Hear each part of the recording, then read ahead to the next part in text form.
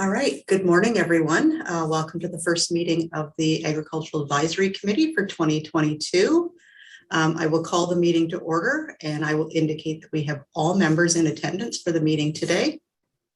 The first item on the agenda is the election of the chair and the vice chair for 2022.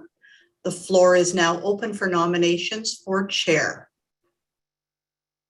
Councillor Keaveney.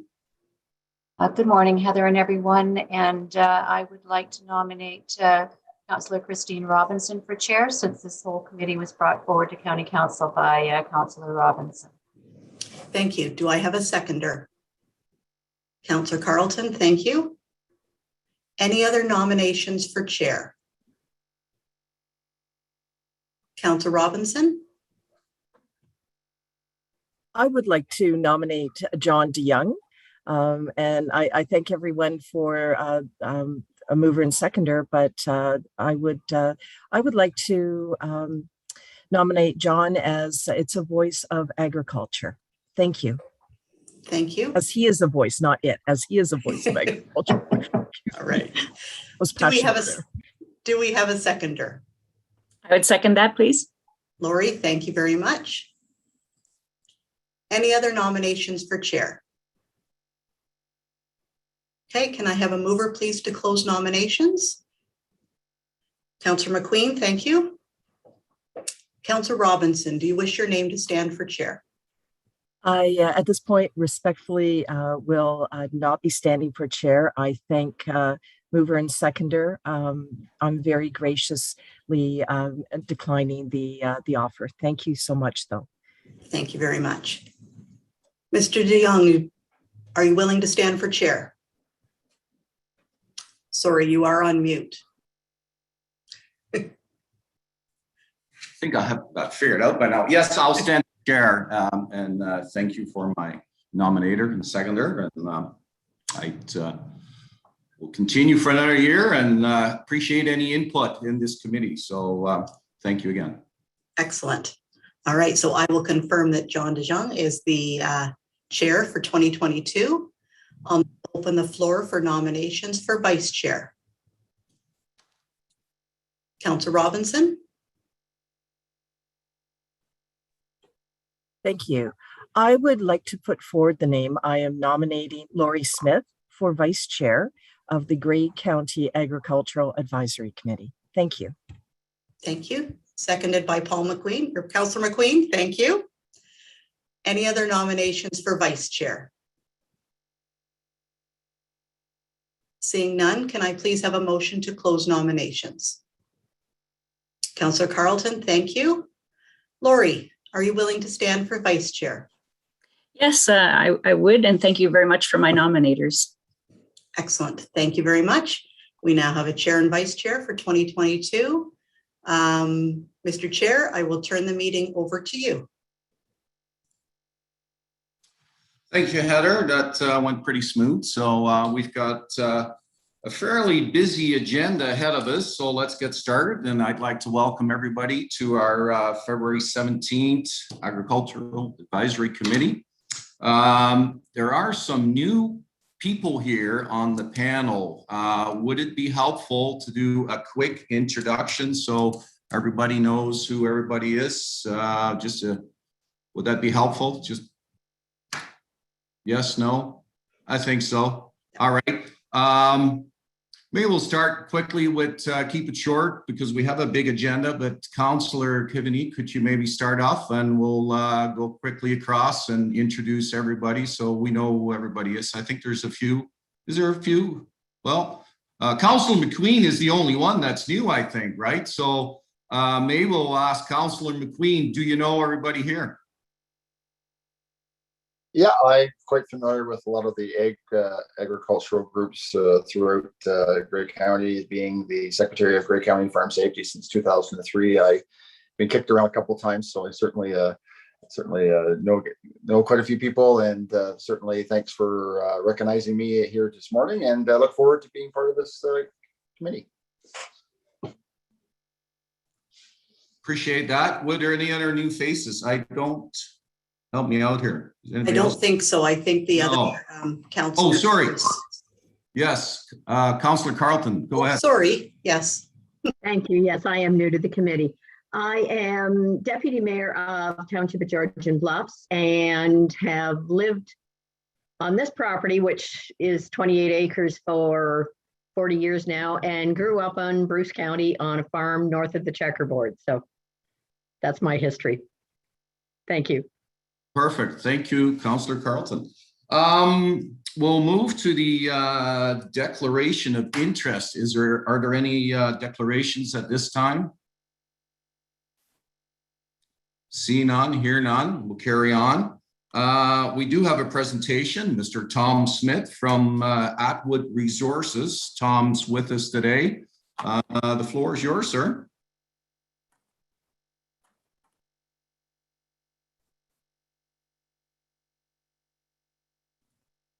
Tom, are you still there?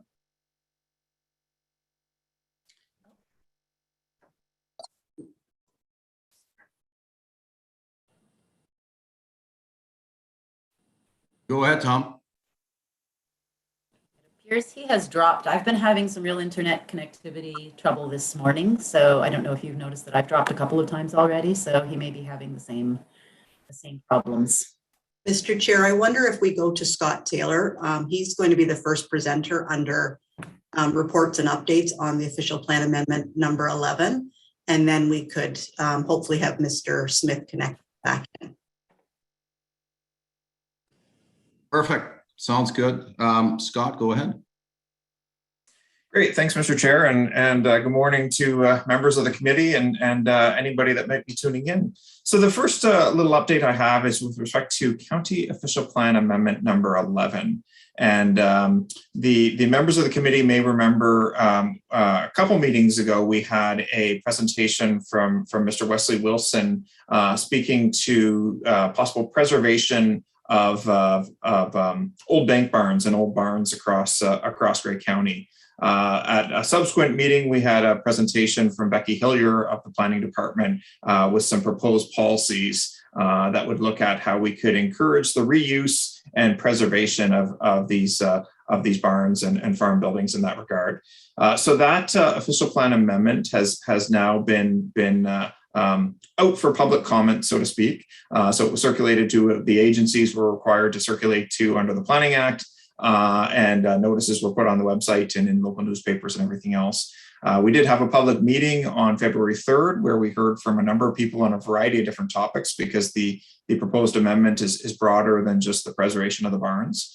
In terms of the comments we heard, we haven't heard a lot on that specific topic yet, but we did hear from Mr. Wilson again to say he's supportive of the efforts that this committee endorsed and the subsequent direction from staff. We are asking for everybody to submit any comments on this official plan amendment by February 22nd. And after February 22nd, staff will review all the comments received, look at any further changes that might be needed to the amendment, and then ultimately bring a future report back to County Committee of the Whole. And should Committee of the Whole endorse that, it would go on to Council for their approval. So at this point, there's no further proposed changes to those policies that would support the preservation and reuse of those barns. But certainly like to thank this committee for their input to date. And if there is any questions or any further input, certainly here to try to answer any questions. All right, thank you, Scott. Any questions from the group at this time for Scott? Question here.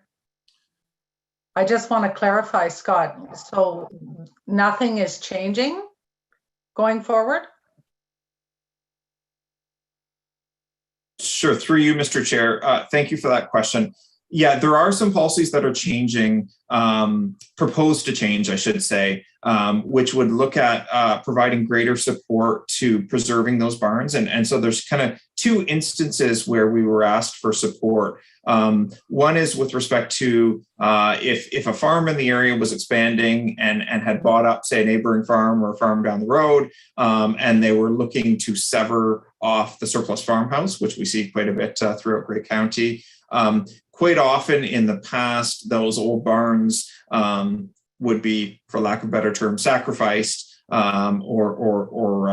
or torn down based on the potential for conflict between that now separated house and the former barn. So we've added some policies that speak to the fact that it could be severed on the lot with the farmhouse, and it could be decommissioned for livestock use, but still preserved for other purposes.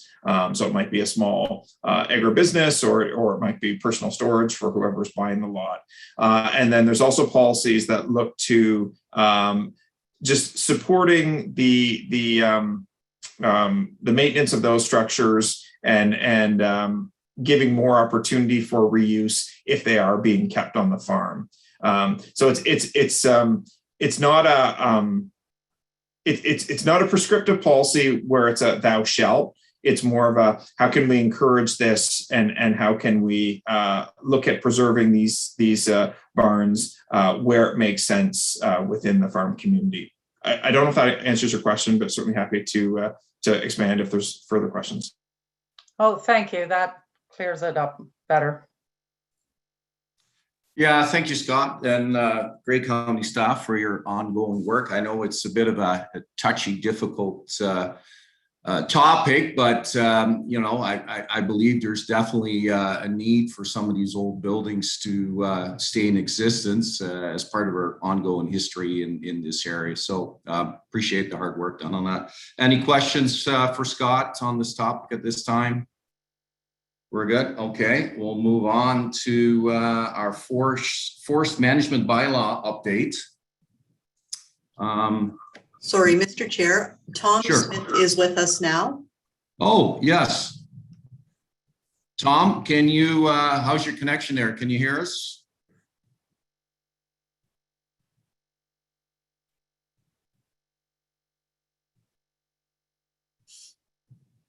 Tom?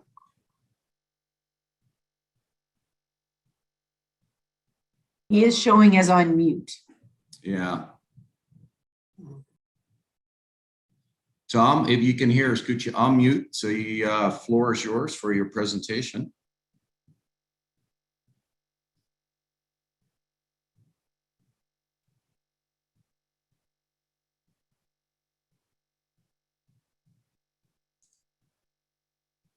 We might have to get back to Tom. We'll give him another chance. We'll keep going with Scott then. Scott will forest management. He's all the way from Atwood, and that's pretty far. So, all right.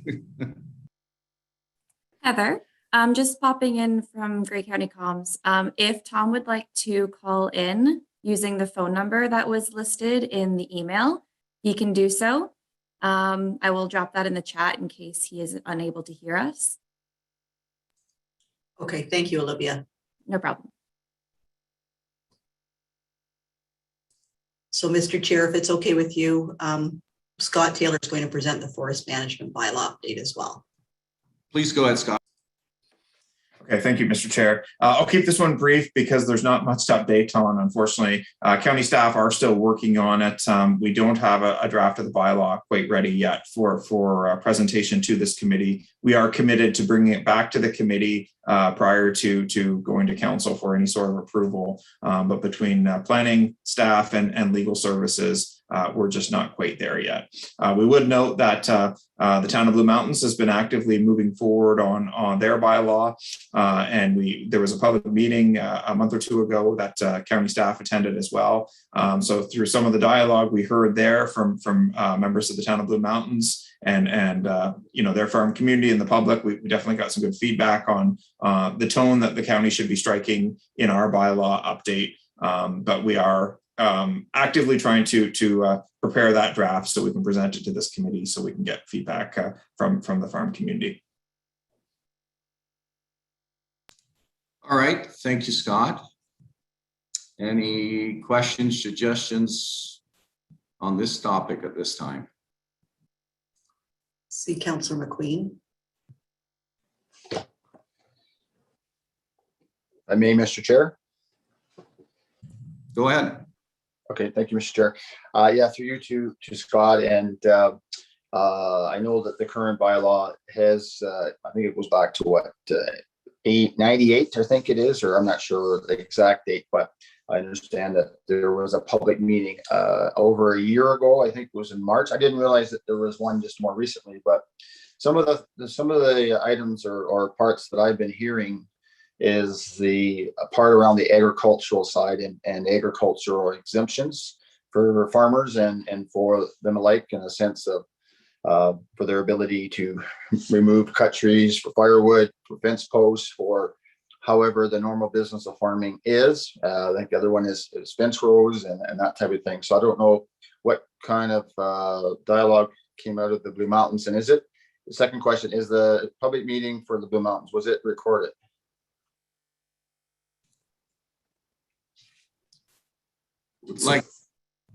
Sure, go ahead, Scott.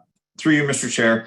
Thank you for those questions, Councilor McQueen. So just to be clear, the meeting for Blue Mountains was only to speak to the town's bylaw. It wasn't to speak to the county's bylaw. You're right. There was a meeting about a year ago, which was a joint effort in terms of looking at both the county bylaw and the town bylaw. The way it's being structured in the proposed bylaw in the town is their bylaw is primarily going to deal with their settlement areas, so their growth areas, and they're going to leave the agricultural and rural areas and specialty crop areas to the county's bylaw in that regard. With respect to some of your comments about agricultural exemptions and our current bylaw, which dates roughly to about 2006, when it had its last major update, does have a number of exemptions for agriculture. So things like harvesting your own personal firewood and those types of things are exempt from the bylaw. And just to be clear, our current county bylaw only deals with woodlands of a hectare or greater. So it's not getting into managing every tree. So quite often things like fence rows wouldn't be impacted there in terms of needing a permit under our current bylaw. That said, and also if you're just sort of maintaining a bush line such that it's not impacting on a field, then that's not something we typically require a permit for. That said, if somebody buys a property, a wooded property, and say wants to clear 50 acres for future farm purposes, that is something that the current county bylaw would require a permit for, and we call that a minor exemption permit. And there's a bit of a process to that, and it gets approved by the county committee of the whole. We're really interested going forward in hearing from both residents and the farm community on what the tone of that new bylaw should be, because we've heard mixed messages. In some cases, we've heard from farmers saying, yeah, kind of keep your hands out of it, county, and we need the freedom to farm, and we don't want permits and interference in that regard. But we've heard from other members of the farm community to say that no, we should be protecting fence rows. There is a lot of merit to protecting fence rows in that regard.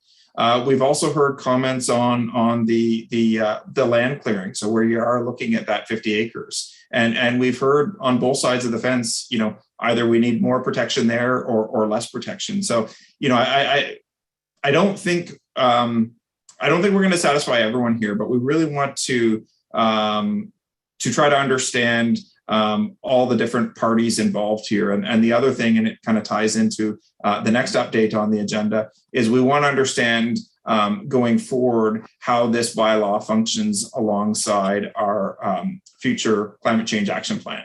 One of the things that we're hearing, obviously, through the climate change action plan is the need for the preservation of woodlots and trees and nature-based solutions in that regard. So we want to make sure, at least as staff, in terms of the bylaw that gets presented to this committee and ultimately to county council, that we're striking that appropriate tone between protection, but also recognizing that the agricultural sector is just such a key component of our community and our economy that we don't want to be, unduly hindering farming in that regard either. And to your last question, sorry, I don't recall if the town's meeting was recorded or not. I will look into that, and I can send a message back out to this group. Very good. And just to follow up, Mr. Chair. Go ahead. Yeah, just to follow up. I've heard story, or I heard one discussion point about the Halderman county bylaw, and it got changed, and a farmer went to cut a tree down and he got charged and he got fined, and so that's sort of it's put a little bit of fear or concern in the agricultural side of what happened down in Halderman, and because at one time from the exemption part, so that's sort of, I'm hearing a little bit of that too. So maybe that's the extreme concern that's out there, but I think certainly I presume is when you have a draft bylaw, tree cutting bylaw come forward, that there will be ample time for public input as well. So maybe it'll even be in person, who knows, right? So but thank you for that. Thank you, Councillor. Any questions, comments at this time from the group?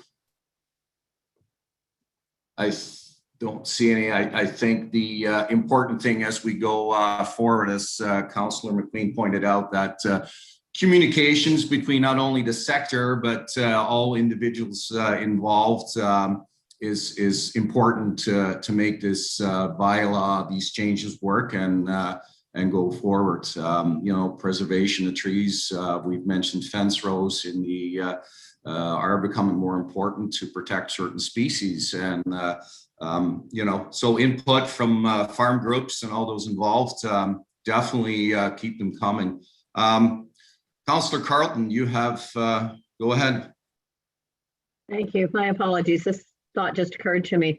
Township of Georgian Bluffs is currently looking at a tree bylaw. I'm just wondering how important is it for each individual municipality to have one if the county has one that already covers everything? Someone can answer that. Thank you. Through you, Mr. Chair. Thank you for that question, Councillor Carlton. It's a good question. And just to be clear, the county's bylaw only covers woodlots a hectare in size or over. And so we don't necessarily get into protecting individual trees and protecting more of the trees that you might see in some of your settlement areas or your urban areas in that regard. And so what we're trying to work with the town of Blue Mountains on is, if they're doing their own municipal bylaw, how can we make sure that the two bylaws are looking at different matters and not tripping over each other, or not, you know, leading to double regulation on the same trees, so to speak. So for those municipalities that are looking at bylaws, and there are some, we think there's an opportunity to work together such that, you know, maybe some of what the municipal bylaws will do will get more down to the individual tree level, you know, in some of our settlement areas, versus the county's bylaw looks at, you know, the preservation and regulation of the larger woodlots, whether it be for sustainable harvest purposes, or whether it be for future clearing. So we're certainly happy to work with township staff and or council if there are any questions. And we've done a bit of research on other examples across the province. So we'd love to share anything we have to help inform your decision in that regard. Thank you. Any other questions, comments for Scott at this point?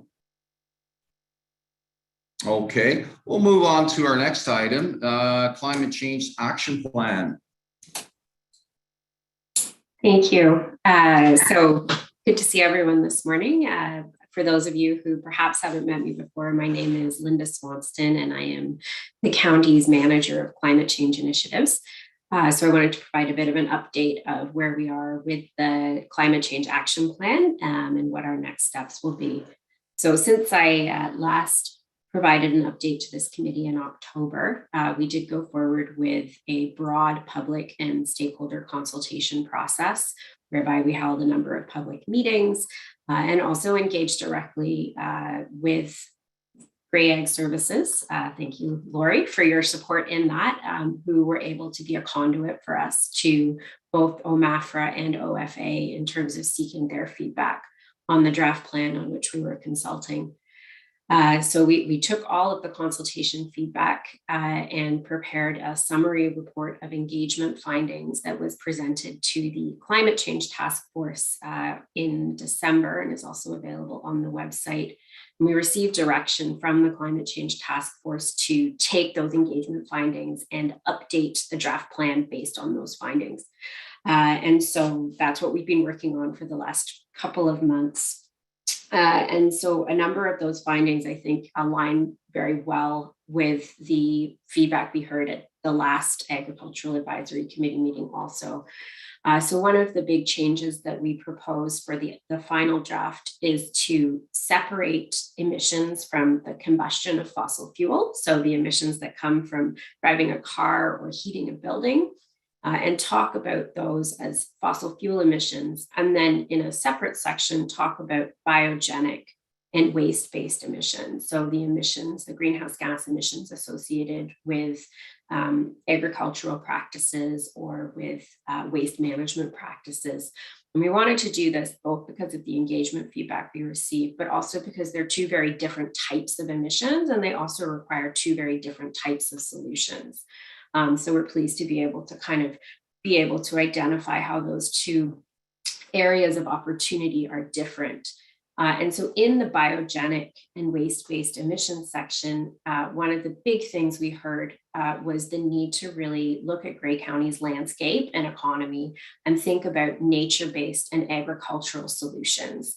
So really see that there's a huge opportunity within the agricultural sector. It's not just a source of emissions, but it's also a very major sink for emissions, particularly in terms of soil sequestration and some best management practices associated with animal agriculture.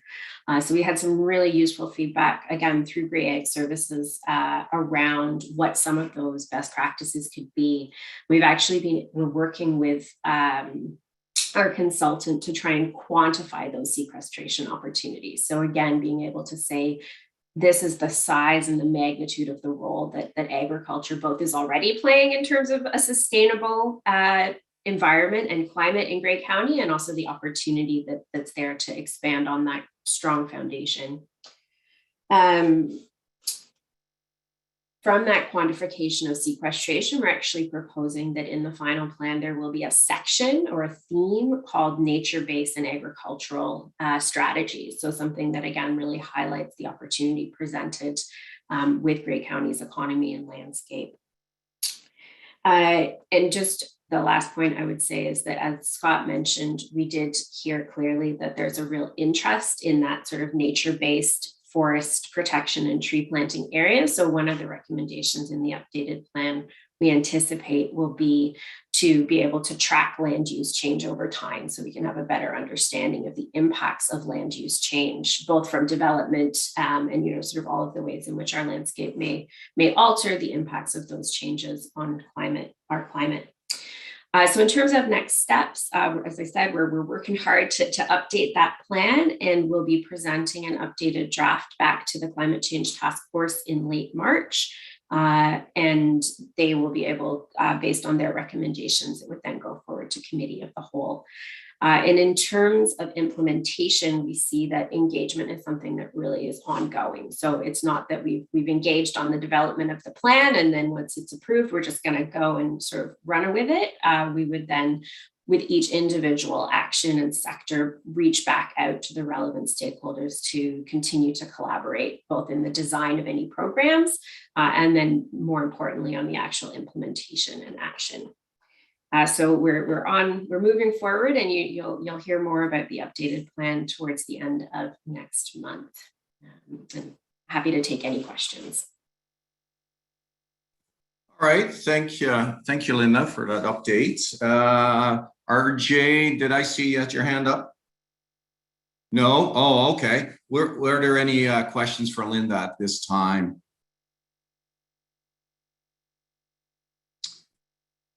Sorry, go ahead, Amy. Thank you.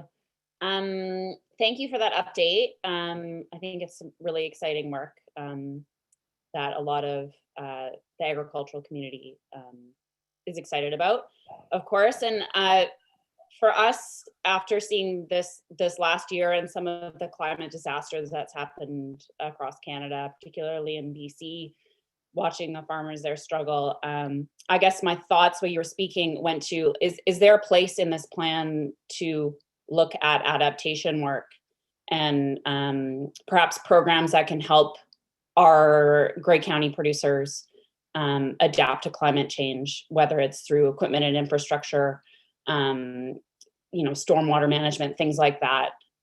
Has there been any talk about that?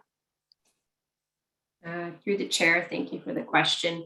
One of the recommendations in the draft plan is to create an adaptation plan. So there are some areas where there's an overlap between reducing emissions and adapting to our changing climate. We're trying to capture those in this draft, but recognizing the scale of adaptation, we know that we're going to need to develop a dedicated plan that looks at that. And certainly the agricultural sector would be an important part of that. I can circulate after the meeting, but there is a workshop coming up being hosted by the Climate Risk Institute, specifically around climate impacts on agriculture in Grey and Bruce. So I think, Grey County is not the only actor that's very interested in this area, and we'll certainly be looking to support solutions. All right, thank you, Linda. Any comments, questions at this time? Lori, you've got your little hand up.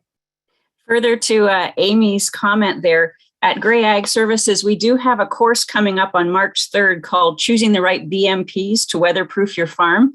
And Dave Bray will be covering that topic explicitly, what we can do to try to adapt to these changing weather events. And so spread the word on that one. It's in Twitter and Facebook, so you can retweet, repost. And so we need to encourage as many farmers to sign up for this as possible. We ran this similar course a few years ago. Everybody had their head in the sand and hardly anyone came out. So let's hope we can encourage farmers that they need to attend this course to learn more as to how we can farm in the future with this these crazy weather, ups and downs. Thank you.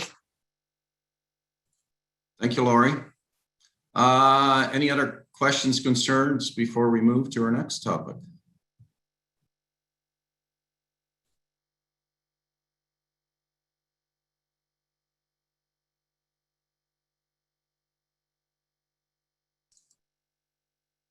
Sorry, you were on mute there, Mr. Chair. I was on mute. Sorry. Next on the agenda is the update on Ag 4.0. Philly, go ahead. Thank you, Mr. Chair. I think just about everybody who's here today has participated or attended Ag 4.0, but for those who may not know about the conference, it is it was an annual conference that explores the areas, the intersection between agriculture and food and technology and innovation. And we held the last one in the fall of 2019, and we've been waiting to host another.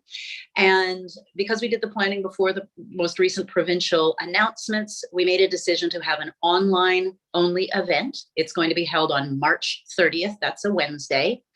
And this year's Ag 4.0 is going to focus almost exclusively on climate change mitigation through the adaptation of innovative agricultural practice, whether that is best practice or technology.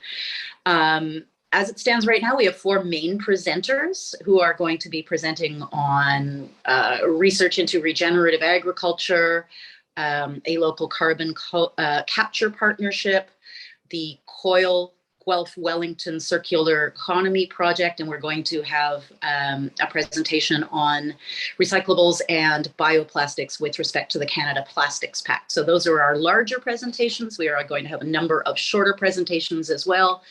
A number of our guests will have expertise in carbon capture and carbon offset, but there's going to be a lot of other things explored.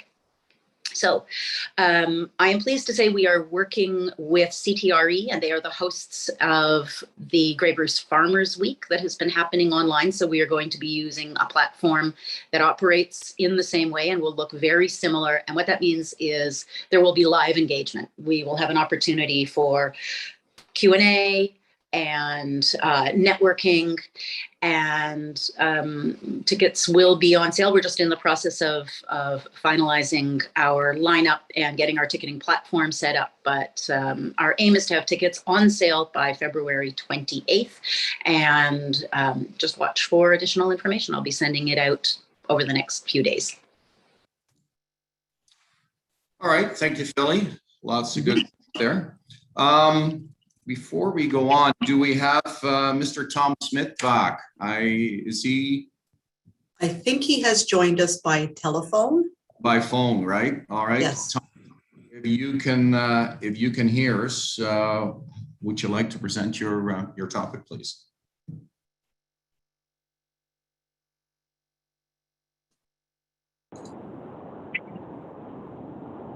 Hello? Hi, Tom. You can hear us?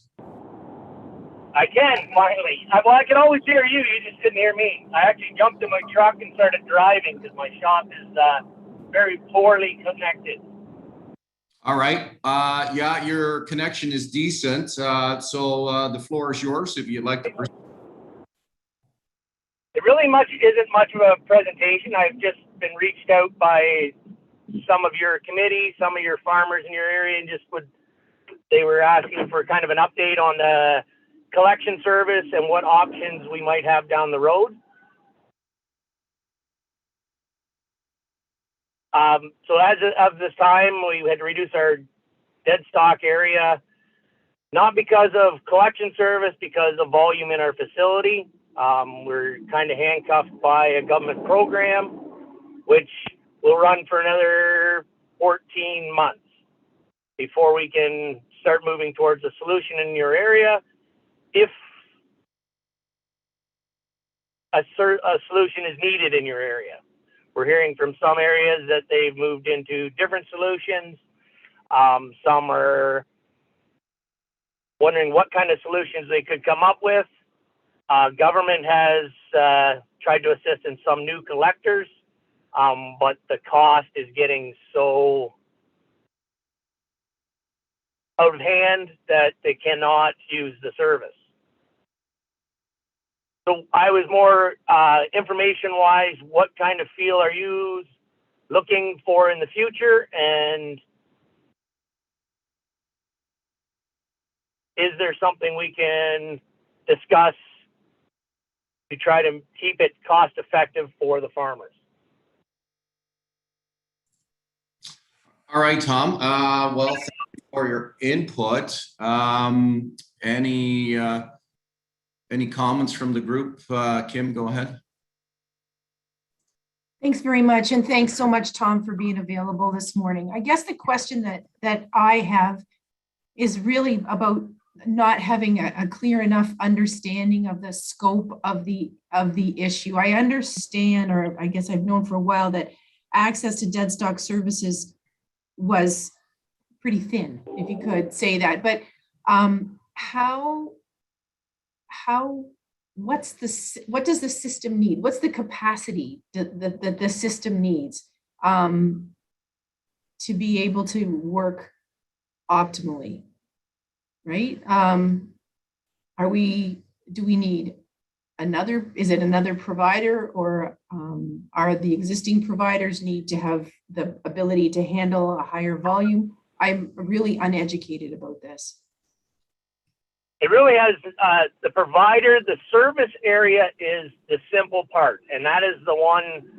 OMAP has put some funding out there to get new collectors. We do have some new collectors out there. The issue is my facility was built to look after the dead stock and SRM. Government is spending some money on a program to help the small abattoirs to build capacity, which is fantastic. It is actually a good program. We're seeing growth in the abattoir side. Yeah. Issue is I am tied to a program that will end April 27 to expand my facility. I cannot expand my facility at this time to process the additional material. So it's not a collection issue in the area I serve. It's a process material. In a year and a half, there will be another solution on the table because I will expand and I will do it. I just cannot do it at this time. That's the issue we're running into. I've had lots of meetings with the ones that run the program, and they've got me hand tied to that solution or to that program until it's still September of 23. then this is off my plate and I can grow to match what the growth in abattoir and farm disposal is. Okay. If I may, So it's not Mr. a collection issue. Everybody keeps talking about a collection issue. So there is collectors out there. There's some in Innisfil. There's some up towards that, up into your area. There's a small area in the Kawartha Lakes that is a kind of out of reach area. I've been in discussion with a couple of the townships if they could. I can't service that area on a regular basis because of just distance and time. If we could put in a depot, a centralized area where I could service them, that way we can make it as cost effective as possible. But the issue is right now I'm handcuffed till next summer. And that I'm still confused, if I may, Mr. Chair, about what it is about a provincial restriction that would prevent you from further expanding your operation. It's a federal program that got in. Federal? It was a program. Yeah, the program my father got in to help grow for SRM. So it tied us to slaughterhouse. It's a slaughterhouse waste improvement program. Okay. So it's tied to my revenue and my capital. So if I spend any money, then it triggers me back. Okay, I'll tell you it's a straight up situation. So I have my traditional lenders on stream to expand my facility. No government assistance, no nothing. I can make a business plan to offer a dead stock solution, and insist and keep the price affordable to the farmer. This federal program is over my head till next summer. So my traditional lenders will not come on with that over my head because it could be recalled at any moment. Okay, that I understand now. That's where I'm handcuffed. So with us being tied to the abattoir, I have to offer service to the abattoir to meet my criteria for the program, to try to trigger it not to be triggered, if you understand.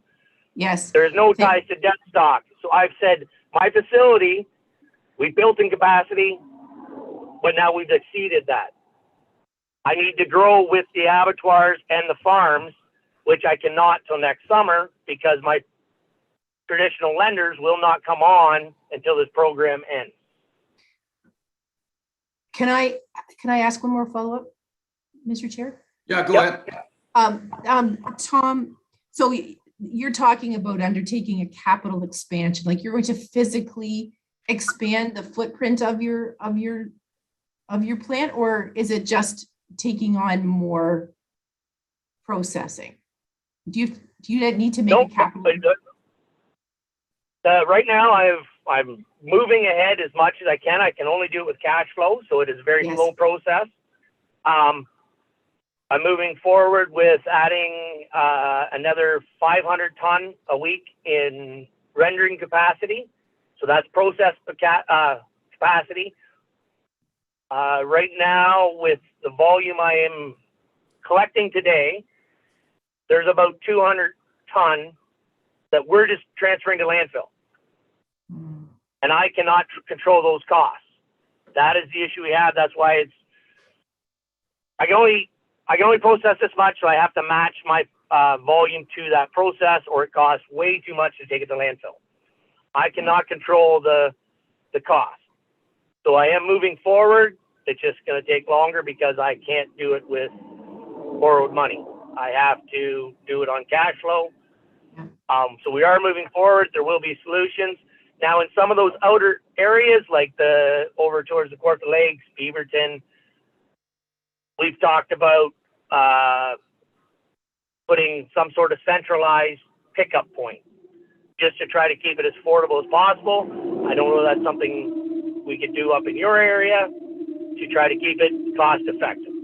If you look at a cost effective to the farmer right now, if I could process it all, the service charge for a cattle beast would be $90 for disposal.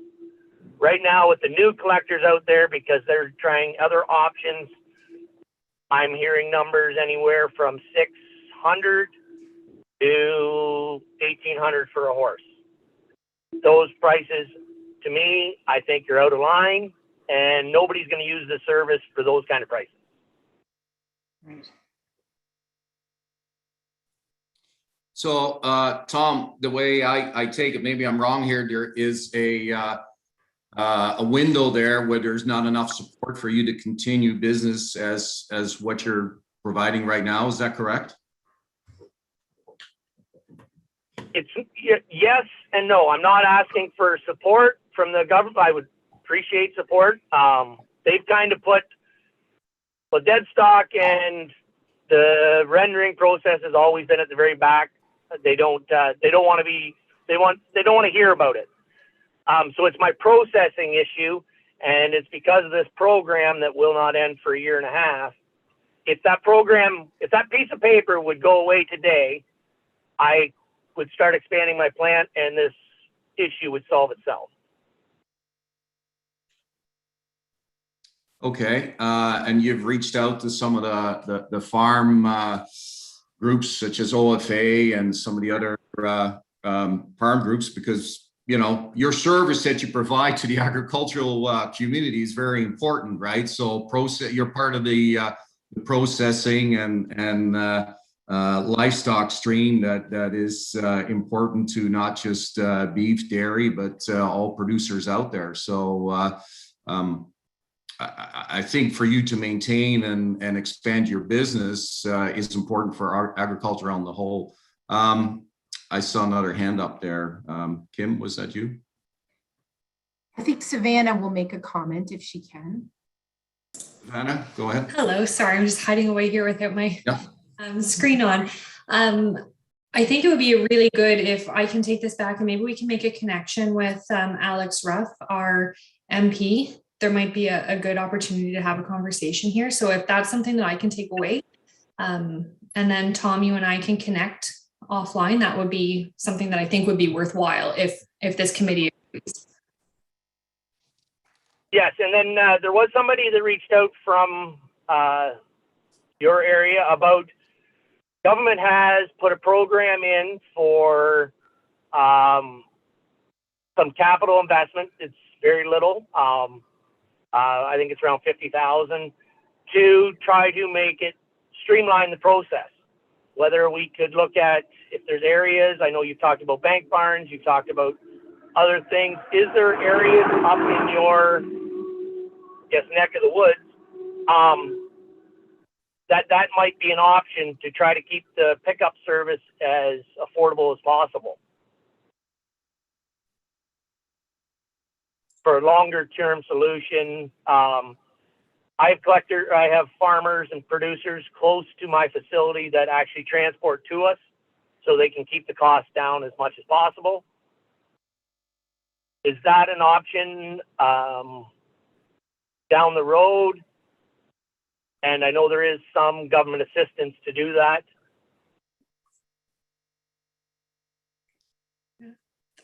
Through you, Mr. Chair, I was going to say that Philly, I believe that is one of the conversations that you had started with, Tom. So why don't we will connect the three of us and then follow up on the conversation and bring an update back to this committee at the next meeting. Okay. That might be a good good solution for the short term. Tom, thank you for bringing this to the attention of the committee. I see Lori has her hand up. Go ahead, Lori. Just wanted to clarify, I'm not sure everyone is aware, and Philly and I have had these discussions. Farmers north of Highway 26 and in Georgian Bluffs currently cannot access Atwood for dead stock removal. So they don't have any options. And so I think this is an important piece that has to go into this story. Farmers can bury, that is allowed, but not everyone has the equipment to do that. And so their hands are tied because they don't have options. And so I think that further emphasizes the need to find a solution here. Thank you. And that is the issue I have at all the meetings I have with all government agencies we talk to. They put dead stock as not a needed service, it's a privileged service, which I totally disagree. I think there is farmers that don't have other options, but if you call, any producer calls into their hotline, every farmer has a options on farm. They haven't put enough thought into them. They give them composting, they give them burial. They're all additional costs to the farmer. Most of them are higher than what my collection charge would be. And it's one that they do not want to discuss with somebody like myself. So if it came from a committee or different area, that might light a fire under their butt, I guess. All right, Tom, we can feel your pain and frustration, and I think most members on this committee agree that livestock removal is important to the ag sector. So I feel you'd have our support unless I see any disagreement out there. I haven't heard or seen any. I have a few more hands up. Kathy, go ahead.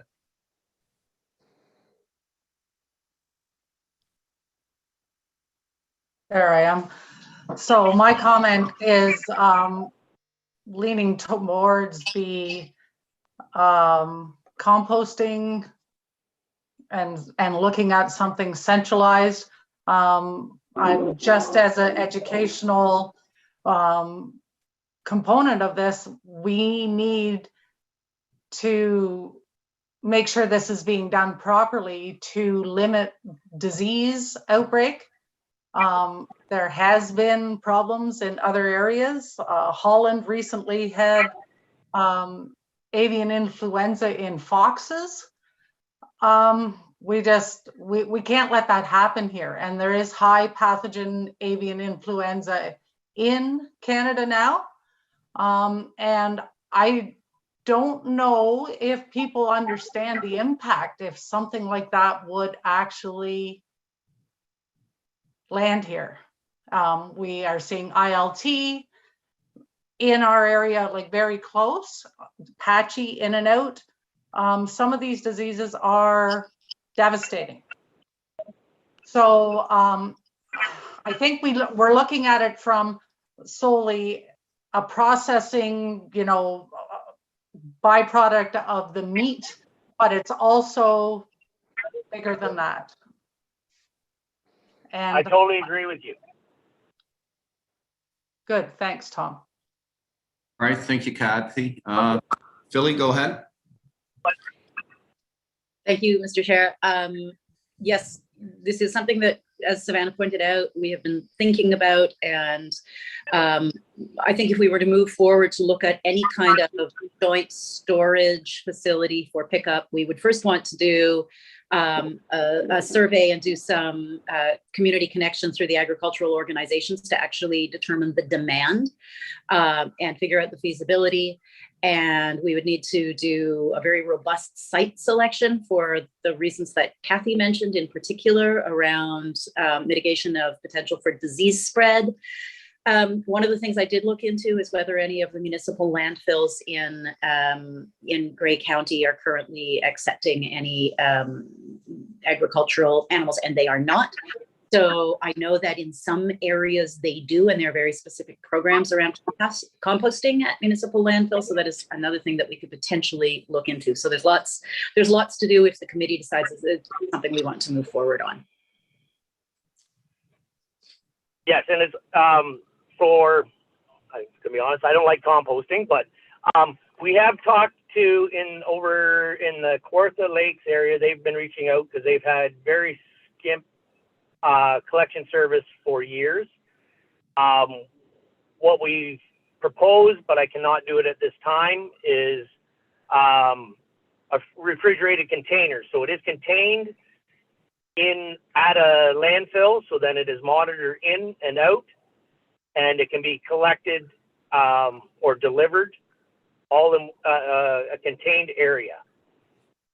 So then the landfill, yes, over in our area for cattle, there is only 2 landfills in the province that are permitted to take cattle. Some landfills can take other species on restricted times and volumes. So they are very limited options for those outer areas, and it's because of those issues you just brought up about disease, spread. That's why it's got to be and the more options you put out there, composting, it makes the other options unaffordable. And that is what we're seeing right now in the outer areas, because pretty much anywhere in Ontario can get collection. It's just a cost. There is collectors, I know, in the Kawartha Lakes area, but it is very expensive. All right, thank you. And it's because there's not enough options. They're getting too many options out there now for collectors.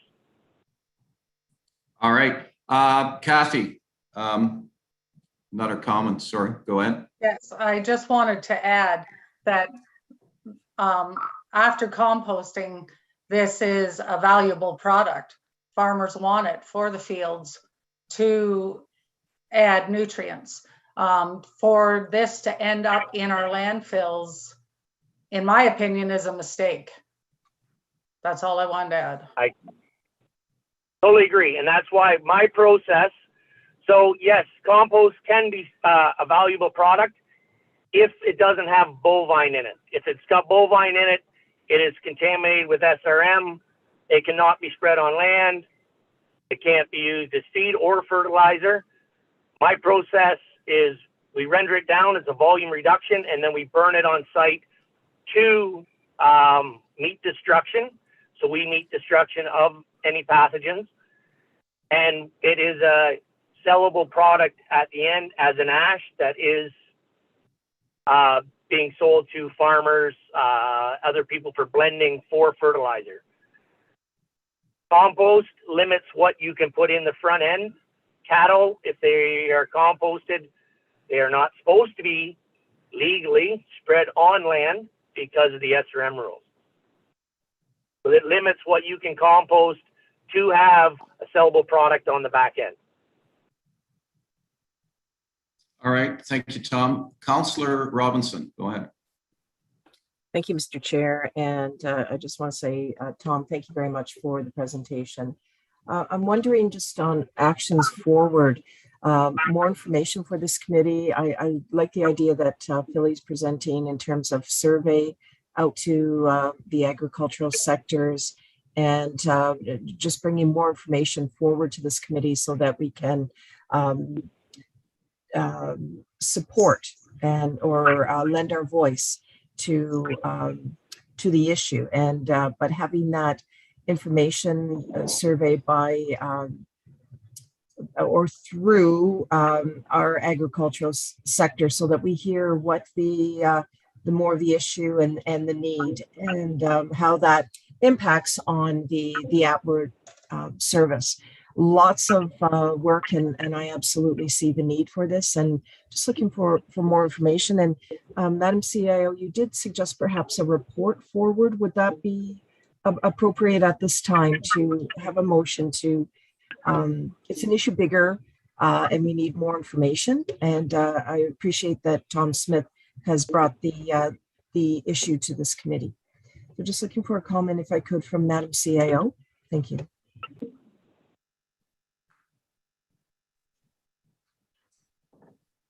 Thank you.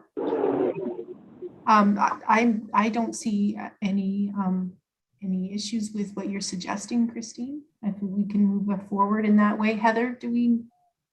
I think I absolutely understand and agree that this committee needs more information. It was an eye-opening discussion, I have to say. I think Savannah and Philly committed to some background work and to bring a report forward. So that will be captured in minutes. I'm not sure that a formal motion is definitely staff are going to be working on this with Mr. Smith, with our MPPs, with the agricultural community, and a further report outlining some background and options will come forward to this committee.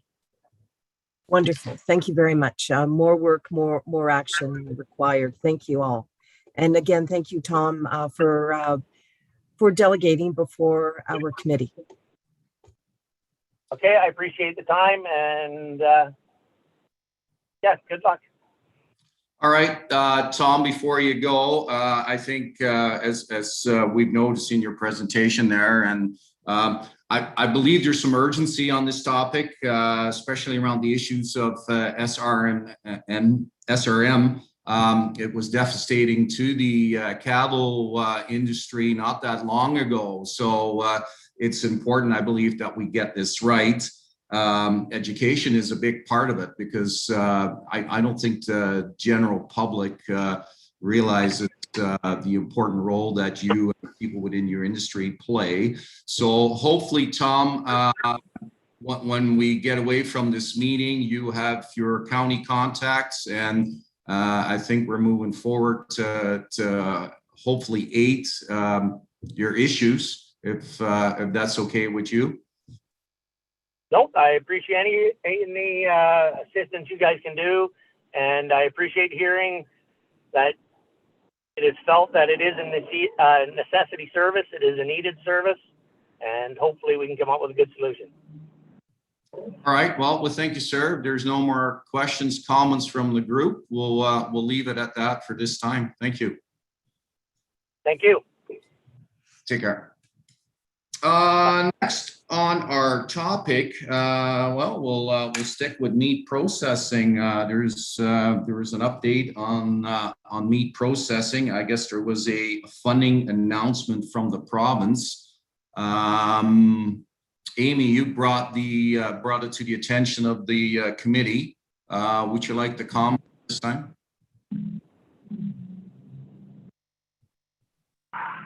Sure, I can comment on it. Actually, just poking around online to see if I could find the official announcement, and I couldn't. I believe that there's an extension.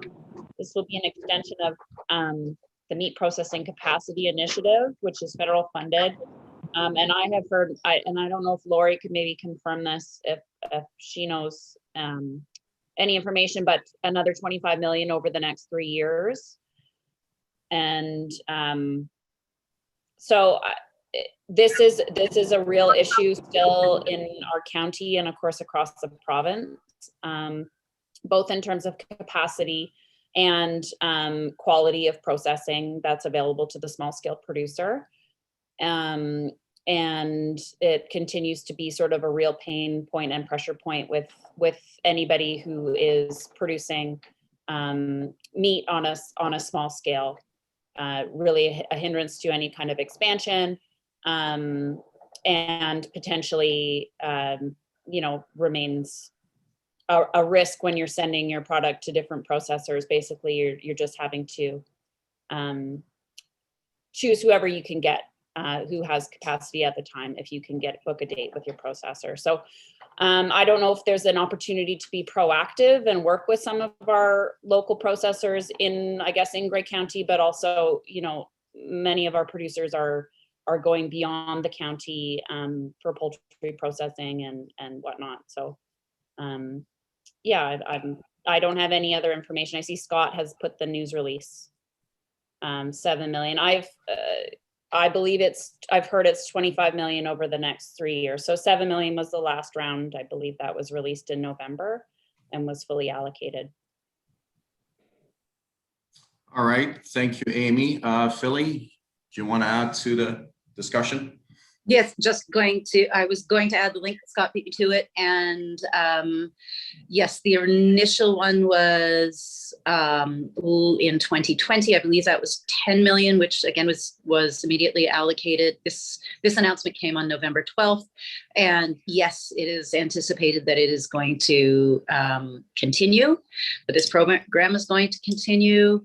And we, county staff is always in the process of speaking with our municipal CAOs and economic development folks about opportunities for our meat processing sector, whether they are domestic opportunities or possibly international opportunities, which are less likely to be going through the OMAFRA stream with respect to local processing. But this is something that Steve Hurness works on quite a bit through his investment work. But yeah, we have ear to the ground, and we are talking to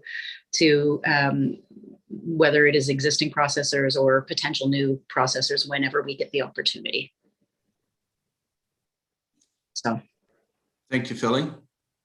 Anything this committee can assist with to further the cause? Philly.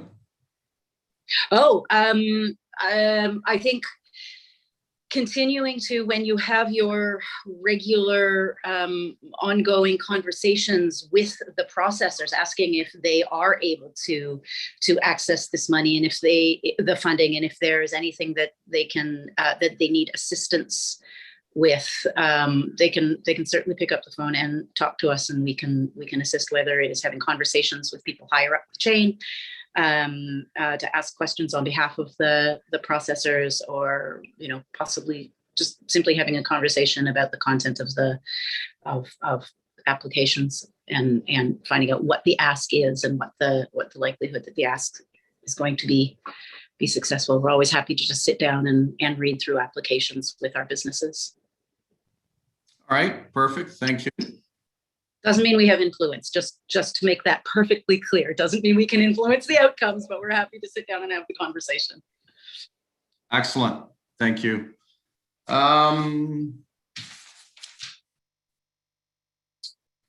Correspondence, item number 6 on the agenda.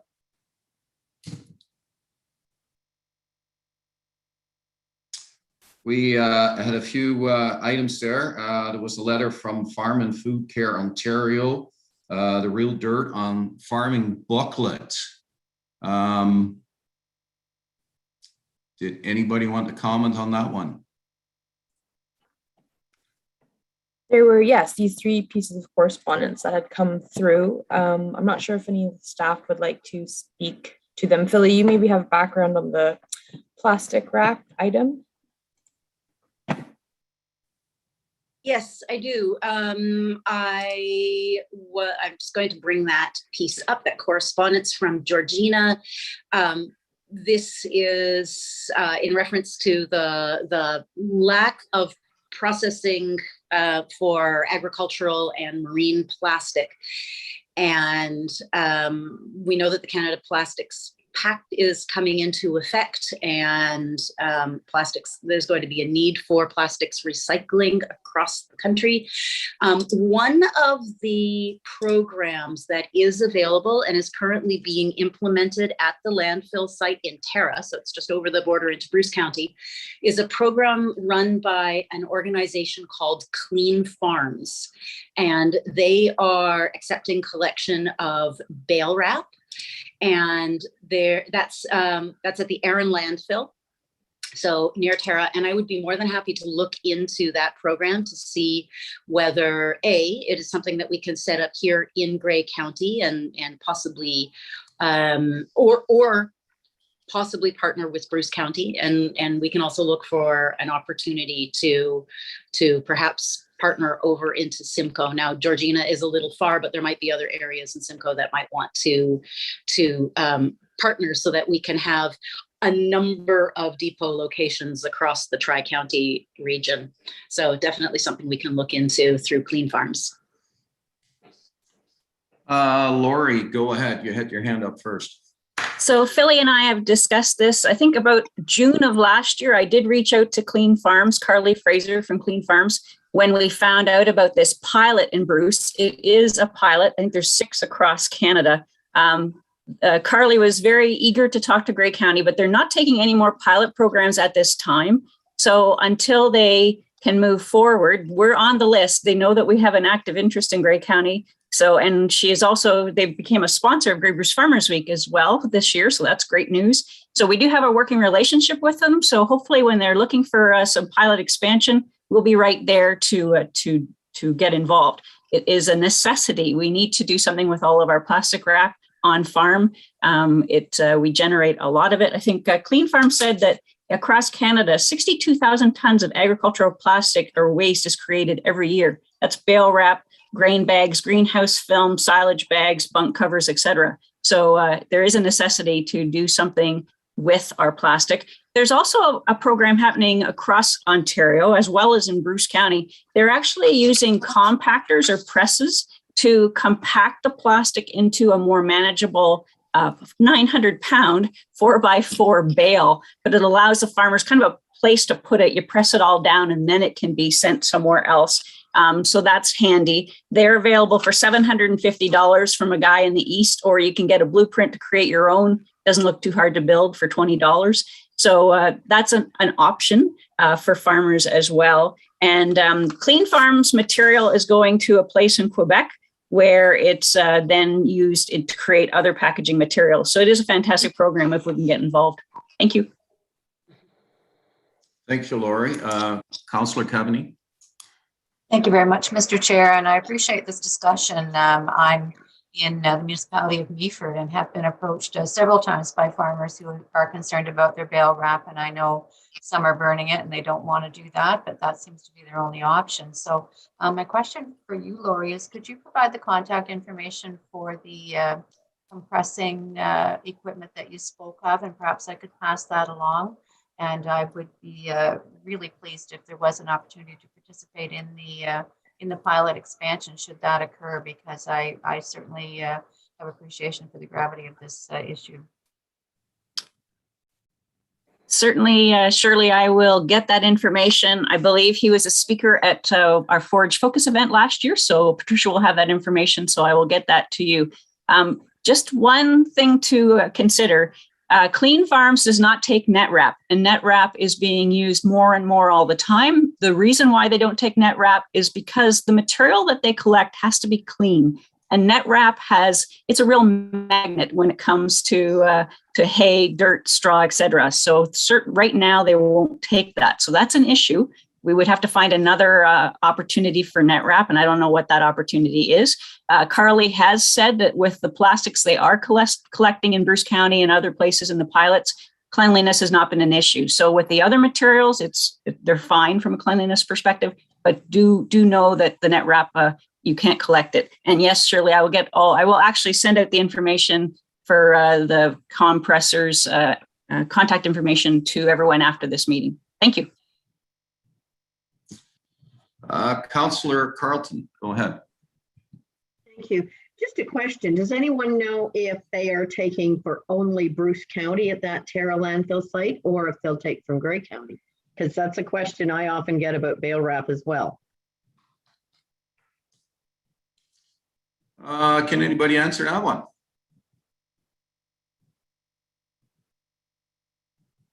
Philly? I do not know the exact catchment area. I had my hand up on another, on something else. I was going to address the potential opportunity for the net wrap as possibly a material that could be researched at the University of Guelph through their sustainable biomaterials, because they are doing research into bio and plastic blends and their recycling program. So that might be, if it is not on their radar, then that might be an opportunity to collect the net wrap and have some research done with blended recyclable and bioplastics. All right, thank you, Philly. Just to get back to Councillor Carlton's question, is there anybody at county level that could get her the answer? I'm sure we can get you an answer. I can pick up the phone and get an answer. I just don't have it at this moment. Perfect. Thank you. All right. Yeah, just speaking on wrap in agriculture, it is a very cost-effective medium to harvest, store, forage products, especially on the medium-sized farms. As far as collection, a lot of the producers, especially through the they're moving in through most of the area, have limited travel capabilities. So just keep that in mind when we talk collection, and burning on the farm often becomes their only option, which definitely is not the preferred way of doing things. So Lori, you had another comment. So when I spoke to Carly, she didn't mention whether we could tag on to the Bruce County initiative. So I would think if that was something that if they could take more material, she would have mentioned it at that time. But certainly, Philly, Billy or I can reach out to Carly and just see what they say. There is another option. So Don Knott of Switch Energy has been working with the municipal landfills and farmers for some time. He was having issues. The technology required for plastic recycling is very expensive and capital prohibitive. And so Don Knott has had snags trying to make sure that there's end materials being created, so that he ends up with a whole pile of this plastic on his farm without a market for it. But there was an article written recently where in February of 21, the plastic price increased. So he's actually been able to have markets now for his product. He's actually shipping plastic to Southeast Asia. So in the past, he's kind of dropped some of the local farms, but maybe that will be picking up again when he has a secure demand for it. So that's something else we could check in to see whether Switch Energy would continue to collect in our area. Thank you. Yeah, just as a point of interest, retail pricing has increased anywhere 30 to 40% just in the last year. So that might create additional opportunities. Any other comments on the wrap recycling? All right. Further if I could, Mr. Chair, sorry, if you could just get a mover and a seconder for that correspondence, and the recommendation is that the agricultural bale wrap correspondence be supported. Sure, we can do that. Could we have a motion for support? We have Councillor Kevany and a seconder, Brenda. Just a quick question, Mr. Chair, on that before you vote. Go ahead, Councillor. Building material has got to a point where it's very, very expensive. I know one time they used to use that material to build building material. Maybe it's building material on a farm or fence poster or fence boards, but I just wonder, and maybe that's why there's maybe a new uptake in the value of the core plastic, because you go to buy a 2x4 or 2x12, it's probably doubled or tripled from what it was a couple of years back. So I just wondered if there's new insurgents of creating locally material to create the opportunity for making building materials. I don't know if Lori has any update on that, but just because it was cost prohibitive, but other things have came up in price. So maybe the methods of making that product are more in line, or maybe there's economies of scale. I don't know, but around the farm, you still need material, you still need this, you need that, or anywhere in commercial industry. I don't know. I asked that, and I just, maybe nobody has the answer, but I just wonder if that's something that is a possibility down the road that on that side. Lori, did you have any further information on that site as far as building materials? I'm not sure what the end product is that either the Quebec company that Clean Farms is dealing with or the Southeast Asia group, what they're doing. I think Quebec they're just pelletizing the plastic for other people to use for other initiatives. So I don't know about the building material link, Paul. I don't know whether that's what they're using. I know in the past, Grey Ag does the secretarial work, Patricia does for biomass, and they're continually looking at opportunities to use biomass switchgrass, miscanthus, for car parts. At one point, they were making the pans for, to roll out your roller, like the paint trays. So there's been lots of opportunities, but for some reason, it just sort of falls by the wayside. So, but hopefully as the demand for and future use for plastics, maybe there'll be more initiatives. Maybe these companies need some more cash from the government in order to make sure that we can utilize our plastics for a second life. Just to follow up to that, Mr. Chair, I know the cost of buying a fence post has greatly increased substantially, and there's also the side of saving the tree. So, I think there's a win-win there, and maybe there's some incentives there, but even like hay wagon tops, that rot, even on commercial or residential decking. I don't know if the blends or stuff like that, but we know those are all exterior, even park benches in the municipal world. So I think there's so many opportunities there that could and maybe we just need to get somebody from the federal government connected to a person who is from maybe the University of Guelph or somewhere else where they're designing or figuring things out, that they just need to join the dots. And maybe that takes the agricultural side of things just to join those dots. And maybe that person is Philly or somebody else. I don't know, but I just think there's so many things on that side that probably, if they could figure it out, could be used. And I know there was a company called Think Plastic, I think about 10 years ago, that used to make the fence posts. I think at a Guelph. Laurie, I don't know if you remember that, or there was a company that was making fence posts out of I think it was spray containers or chemical containers maybe, or something. There was something there as well. But I know the problem of the past was separating the bale wrap from twine and all that stuff and the dirt.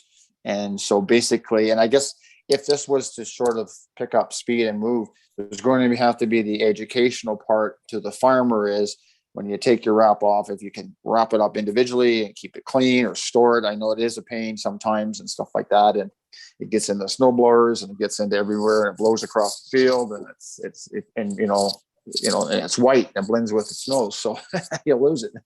Anyway, there's so many variables and I'm not going to say anymore, but anyway, I guess if that's something we can just sort of keep our eye on.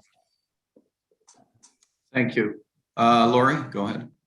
If you get the rural voice, and all farmers do, there is an article in the February 22 edition by Mel Limas, who actually was part of Grey Bruce Farmers Week. And it's all about solutions for a bale wrap problem. It's an excellent article.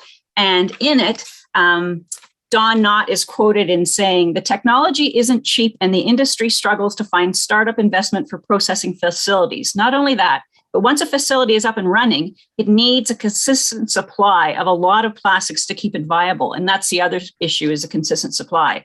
He continues to say a successful program would need to be a concerted and cooperative effort to bring regulators, industry, researchers, and farmers to the table. So sounds like there needs to be a lot to come together to make sure this is going to happen. Just another comment through you, Mr. Chair. We as the municipality of Grey Highlands were saving it. We had created in our landfills places to store it, but it got to the point where our staff felt we had to do something with it and they buried it.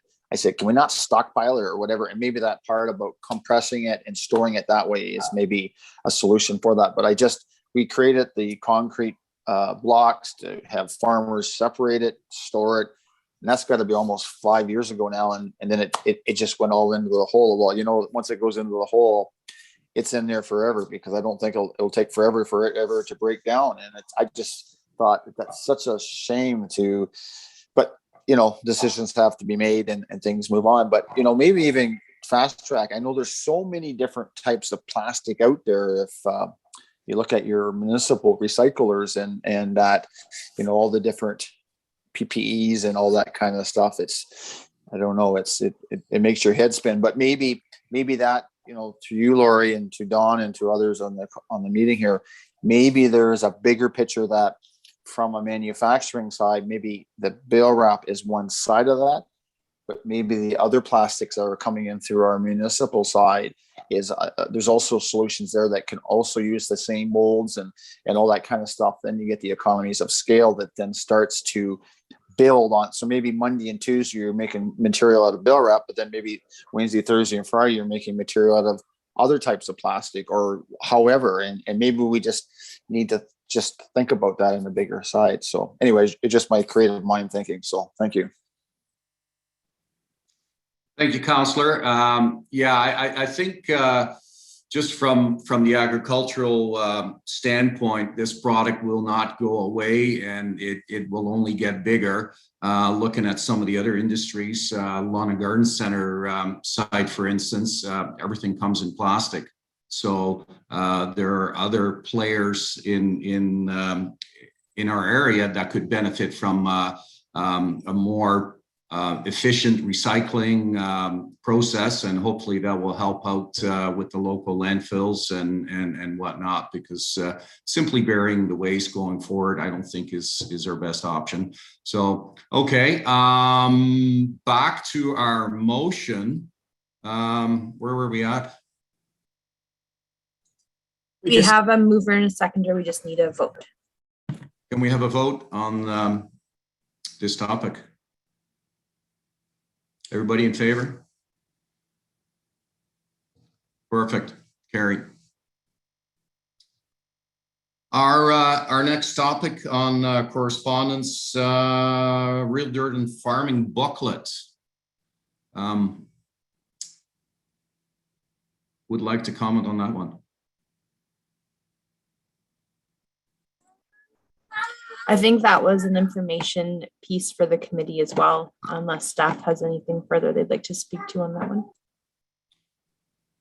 Through you, Mr. Chair, this was received just for our information. There was no particular action attached to it. Okay. I did get the chance to go through it. It's an excellent piece. So if you haven't had a chance to, read it, I would definitely recommend doing it. I'm thinking of maybe, so is there a print format available or is it strictly online? There used to be a print format. I don't know whether there is anymore. I looked into getting some for the Ag office. The price was not cheap for us to get them, but it is an excellent publication. We do try to have a few in the office for any people that come in and are new to agriculture and want to learn more. So great. It has lots of information, and it's great fodder for posts for social media to ensure that people know more about agriculture. Yeah, so I would strongly recommend, the electronic link. Hopefully it's available and get passed on. There's tons of good information there. Thank you. News release, information only, correct? Yeah. Correct. So Mr. Chair, we do need, we did have a motion for the bail wrap, but we do need a motion to receive the other two for information purposes. Okay, can we have that motion for receiving of the correspondence? We have Warren Hicks at the motion. Can we have a second there? Received. Councillor Carleton. We need a vote on that as well. All in favor? Excellent, thank you. Can we move to point 7? Next item on the agenda, the Regional Agricultural Learning and Demonstration Site updates. Scott, go ahead. Thank you, Mr. Chair. Just very briefly on this one. So county staff continue to work on this site. We actually had a meeting with the Ag Societies on December 10th to look at a revised conceptual site plan for the site. We had done an earlier site plan that we consulted heavily with the school boards on, and the school board singular, sorry, and they were satisfied. But then when we shared that with the Ag Society, they didn't understand why we made some of those proposed changes. So we went back to the Ag Society and said, what changes do you want to see? And they gave us some really good feedback. And Stephanie Lacey Avon and Carolyn Bailey of our office did a lot of work on that.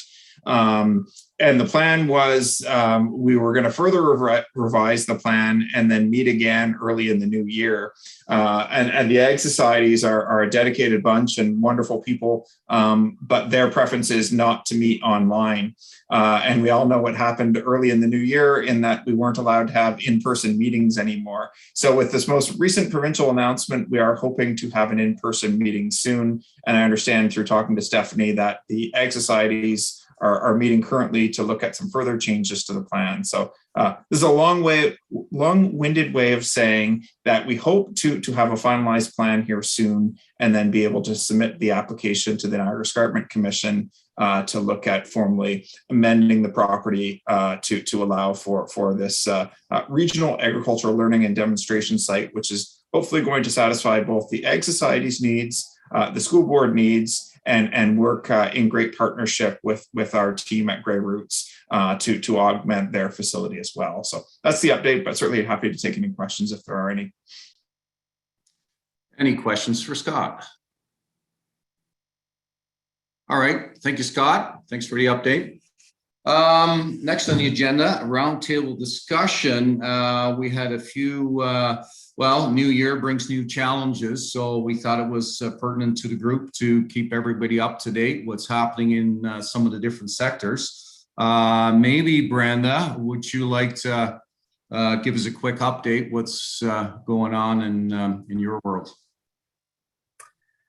As well, we do have a climate change action committee for the county as well. So that, of course, for National Farmers Union is quite top of mind. Of course, there's still issues to do with being able to have new farmers join us as farmers. There's a lot of land access issues because of the cost of land. We've all seen the prices for Grey County and right across this province. So, you know, it's definitely not an easy thing for anyone to access land these days. So I would say that we're continuing to be very concerned for being able to support and bring on board new farmers in general, and also to continue to look at ways that agriculture can be part of the solution for the climate crisis.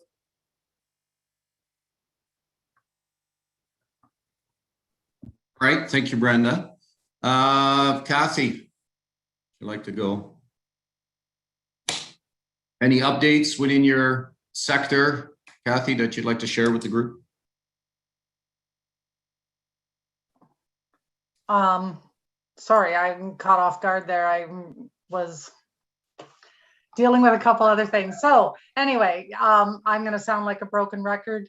The topic I seem to always bring to the table is labor, tied very closely to housing. I noticed lately Grey County has been putting social media posts up about we have work here in Grey County. I read the comments on these posts and it hurts my heart because all I hear is there's no good jobs in Grey County. There's plenty of good jobs in Grey County. You might have to get dirty and you might have to sweat. I think there is a real disconnect between what society feels is a good job. Like it's tied to education, and I don't want to get negative here, but I think we need to change the narrative. We really need to talk to people because and again, disconnect between farming and food, which is ridiculous. And I would like to hear other people's comments on this. Just for example, recently we posted looking for someone, which is not a minimum wage job. It's not a full-time job, but it could lead very quickly into something full-time, and there is plenty of advancements in farming. So we did not receive one application, which leaves me just confused. And I know it's a deep problem across all sectors, but it's not sustainable as far as a food perspective. We keep talking about food sustainability, and I'm getting long-winded here. Please, somebody else comment on this, what you're seeing. Go ahead, Kim. Thanks. Well, I think Savannah's probably closer to this than I am, but I will just speak from some experience I see in my own family and those of my friends, that there is a disconnect. You're absolutely right, Kathy, that especially younger people, they don't see themselves as capable, and they don't understand that career ladder kind of thing. They look at a job, and if it doesn't say, you, Joe Smith, are the perfect candidate for this job, they don't feel confident that they will that this job is meant for them, that anybody will do anything for them, and that they can be successful. So on the one side, I see that there's an opportunity for all of us to make the opportunities that we have available more easily accessible or transparent to people, that if you have these skills, then you can do this job, or we want to work with you. The other thing I would say, and it's hard to put this out there because it's a generalization and that's not really fair, but I do think that some people have been badly burned by frontline service sector jobs, and then they don't, then again, that just further erodes their confidence. So somehow I think we've got to get people back to putting themselves out there and wanting to try and feeling supportive so that they can start to build up their confidence and do more. But Savannah, I know you worked with lots of employers too, and they've got things to say too about being on your phone and not showing up on time and all that stuff. So yeah, absolutely. It's the single greatest challenge that we are dealing with, and we share your heartache. It is something that we are completely embedded in every single day, looking from kind of every direction about what do we do and what steps can we take to help make things better for employers. And the career laddering, the paths, that's definitely something that we know. There's a lot of people who, you look at an industry and you think there's this one job, and they don't think about all of the other opportunities that there are, or how one job can lead into those progressions, like you were saying, Kathy. So we're trying to figure out how do we help make that clear. And part of it is working with our school boards and with our students so that it's always in the back of their mind and it becomes completely natural to think about the different laddering and the different opportunities that exist and what it means for a career. Absolutely, with the skills mismatch too, we see a lot of that, and that's only exacerbated by the fact that we still don't have enough people. I mean, in our region, we are the lowest unemployment in the province. We have a really high participation rate. So when you put those two figures together, it means there's just not enough people, and we absolutely see that and understand that, but then we know there are folks that are just not engaged, not interested. And so that's why we look at the participation rate, because the participation rate looks at the labor force aged folks who are actually looking for work. Anyone who's sitting on the sidelines not looking for work is not included in there. So we sit at around 20-ish% of the population who could be working, who's not looking. So how do we get to them? And how do we work with that group? And we see a lot, never thought that I'd be looking at super swaps to watch conversations around labor, but there's a lot of conversation in there saying, who's hiring, looking for a job? How you don't know when every single billboard everywhere has a hiring message on it. It's really difficult. So we are absolutely trying to combine every effort and every expert and thought that we have right across all sectors and all industries, and looking with employers and looking as municipal and with community partners, trying to bridge those gaps. But it is not an easy feat, and I wish we could move so much faster, but yeah, we're working towards it, but I know it's not going to be fast enough. So I just want to say it is on our radar, and I do appreciate the conversation that we have here, because the more we hear about it, the better it is for us, not the situation though. Thank you, Savannah. Kathy, go ahead. Thanks for that, Savannah. I just wanted to add, and this is just from an educational viewpoint again, the other side of this is that the industry, some of us have to be just a little bit careful. We can't just advertise for help as easily as other industries, because we need to protect ourselves from activists.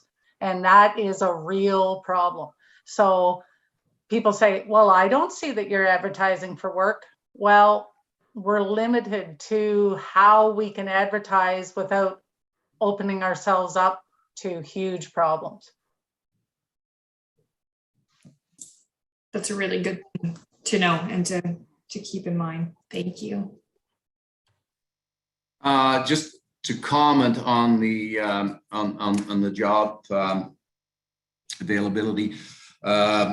Years ago, we used to have a it was a bit of a fun through the Rural Affairs Department, where we could provide primarily students some employment through the summer months, and there was some sponsorship through I believe it was through OMAFRA.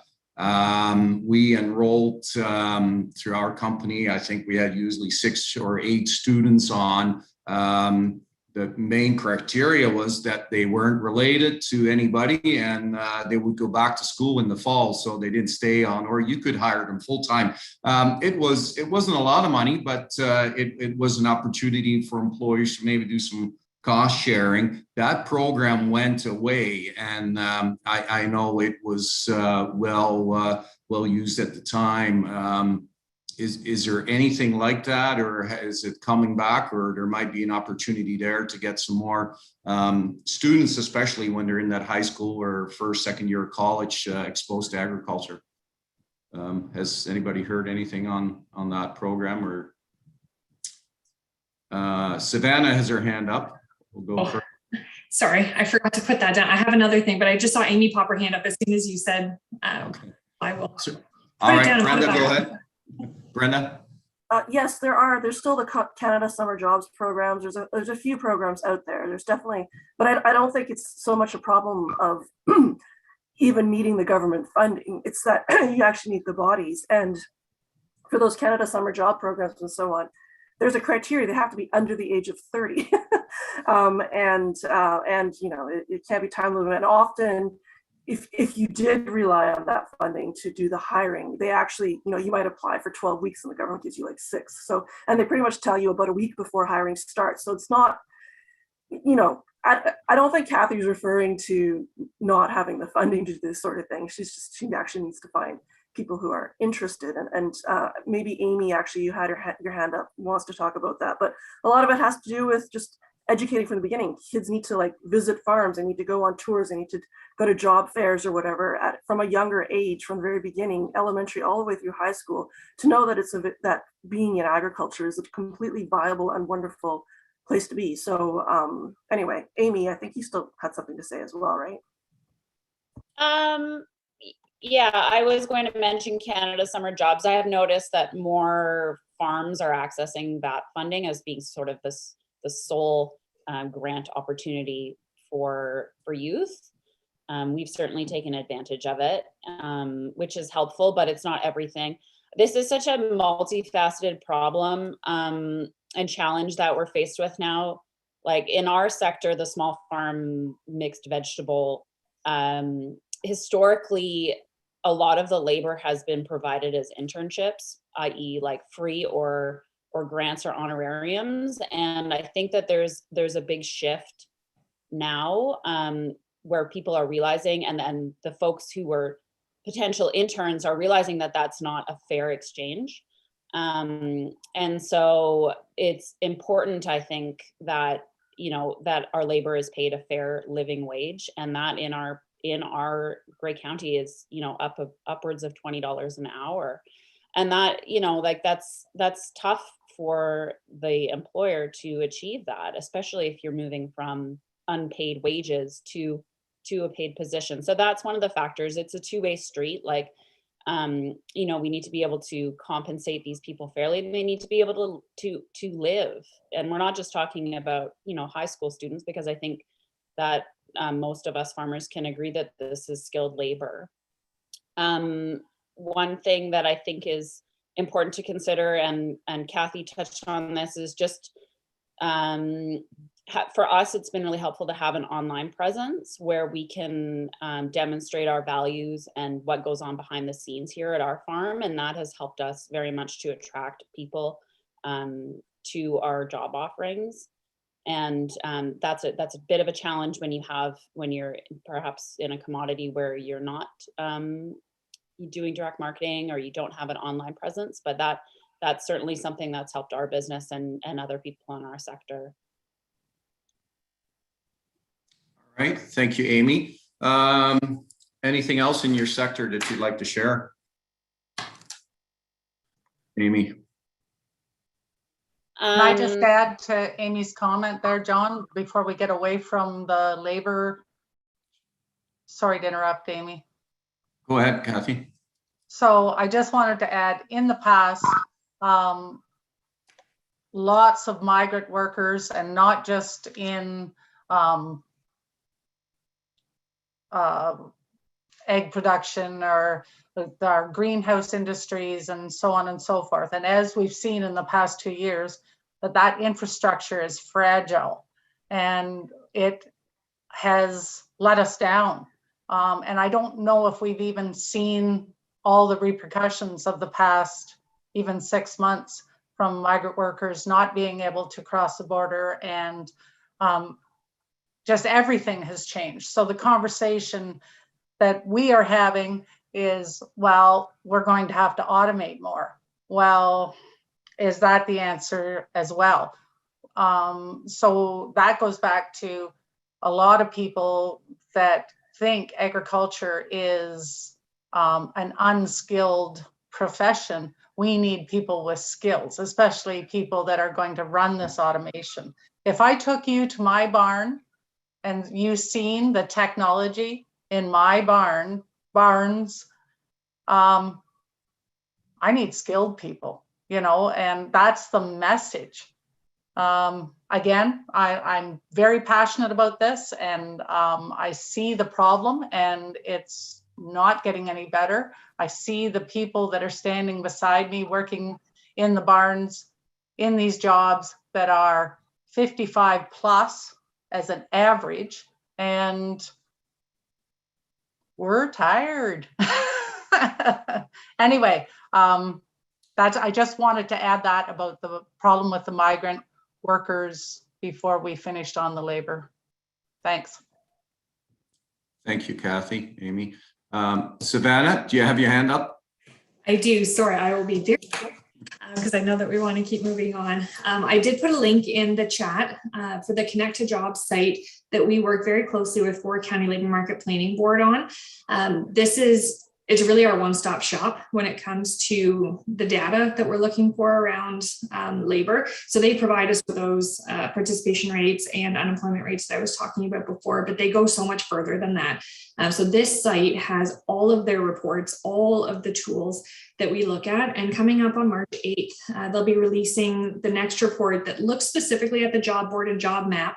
So they have a job board on here that aggregates from all of the different tools that are out online. So it's not a brand new site, it's one that pulls from all the others and puts them into one spot. And just to give you an idea, it's updated every 24 hours. And currently there are 1,074 jobs posted just in Grey County.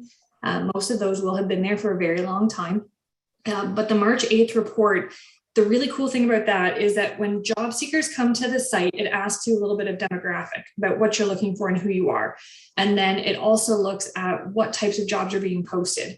And they're doing a comparison on that, which is really good information for us to be able to have because it helps us when we're trying to find those solutions. So that report is coming out on March 8th, and we'll make sure that we share it with this group so that we have it for the next committee, and maybe bringing somebody from Fort County Labor Market Planning Board to have a discussion wouldn't be a bad idea. And then we look at the skills that you're talking about, Kathy, and I know, Billy, you certainly highlight those through Ag 4.0 and through the top 7 intelligent community work. We know how quickly the market is changing and the types of skills and training that you're looking for. So the more conversation we can have with employers like yourself who can tell us, this is what I'm looking for, we can take that back and then find ways to be able to tie it into the types of training that is either being offered by Georgian College or the types of training that we're partnering on with YMCA through Sydenham campus. As we're bringing equipment and software and training there, it makes sense that we've got that one-stop shop to be able to hopefully at least provide some of that introductory training, or you can bring folks in and get that next level if that's what you're looking for. So the more conversation you have about that, and 2022 is our year to get back. Normally that is what we do. That's all economic development really focuses on, is that listening and learning piece, because that way we have the tools that we need to when we go to actually try and find solutions and take actions. But it's been so hard over the pandemic trying not to bother people, knowing that you don't want to talk to us because you're busy. So 2022 is where we get back to those basics and continue those conversations. So this won't be the last time you hear from us. We will be knocking on your door to look for some more information so that we can hopefully find some solutions together. All right, thank you, Savannah. Amy, we were talking about what's happening in your sector. Was there anything else besides labor? I'll just mention a few brief things. One is just something to bring up for an awareness. We just went through some really helpful mental health training for our team here at our farm.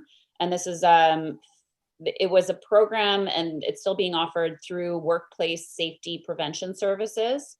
Two-part workshop. The first was with our entire staff team, and the second was management training for mental health, particularly for agriculture, and fully funded, provided by OMAFRA. And I had asked them to connect with Lori at Gray Ag Services to try to get the message out, but it was, after going through the training, I think it's something that would be really useful for any farms who have employees. And that was, yeah, through Workplace Safety and Prevention Services, WSPS. The second thing is that we've been approached, and I'm curious, this is maybe more of a question for Philly, if you've heard of more folks who've moved up to the area who have bought farmland and are not farming it, and are looking for people to farm. I've had 2 people in the last week send us emails and phone calls asking if we'd want to farm their land. So I'm wondering if there's more of that type of arrangement that might be available now. And yeah, I guess just thinking about how to facilitate that. I know that in BC, there's an organization called Young Agrarians, and they have somebody hired to, it almost looks like they put out sort of like an advertisement for these farm properties that have become available, and they have a fairly large social media presence and website, so that they're able to get that info out and help facilitate land linking that way. And the third thing that I was just going to mention, some of you might be aware of an organization that I'm involved with called Eat Local Grey Bruce. We are a producer and consumer owned farmer based co-op that's essentially an online farmers market that is providing food delivery across Grey and Bruce currently. And we are currently based in Owen Sound. The county has purchased the building that we were leasing for transitional supportive housing. And that project is slated to start in May, I believe, of this year. And so we've been on the hunt for the last few months for a new warehouse space, and it's turned up, sort of had to go pretty deep with this. And we're not quite ready to announce where we're moving, but we have found a suitable location. So that's really exciting. And we will be announcing within the next few days to our membership where we will be moving, and that's going to be taking place this spring. So we'll still be within Grey County, but moving from Owen Sound. Yeah, and I think that's about it for my updates. All right, thank you, Amy. Some good stuff there. RJ, what's going on in your sector? Yeah, RJ, second generation fish farmer here. For those of you who don't know, I was doing some finger counts, but there's about 8 fish farms at last count in Grey County, kind of a hub for land-based aquaculture in the province, which we're pretty excited about. We're both growing fish to market size right here in Grey County, and then sending them outwards. And then we're also the weaner barns, the hatchery for the farms in Northern Ontario and the rest of the province. So a few, before I jump into the industry updates, I will say, as a supplier and weekly buyer of Eat Local Grey Bruce, I I really, really support that organization as a supplier and a consumer. For us as a fish farm, it's provided lots of benefits that I don't think are necessarily always sort of immediately visible through this type of online farmers market or CSA. When we were just getting going with our own processing plant and delivery, it was Eat Local that sort of brought us on before a lot of people knew who we were.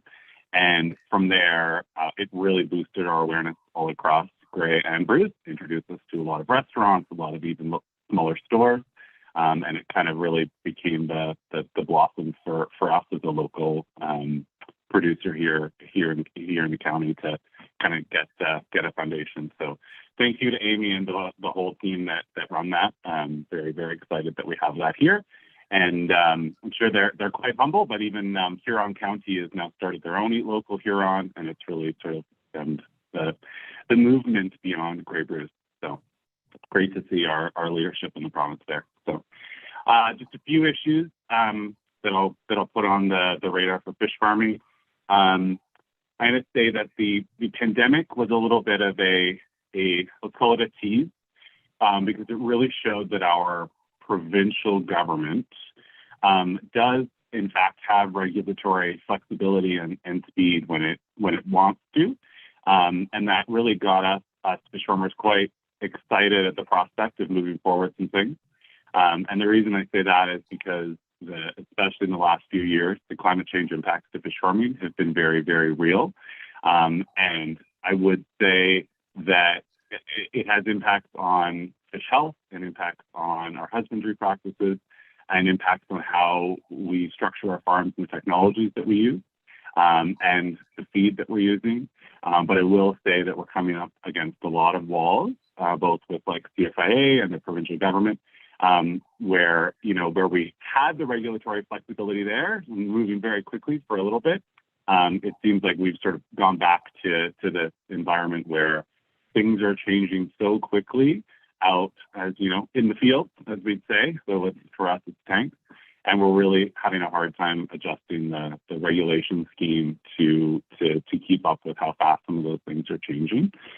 So, but that's not an issue for this forum, but it's just something that's really important to us. So, and then the other two things that we'll touch on is labor and housing, just to follow up on that.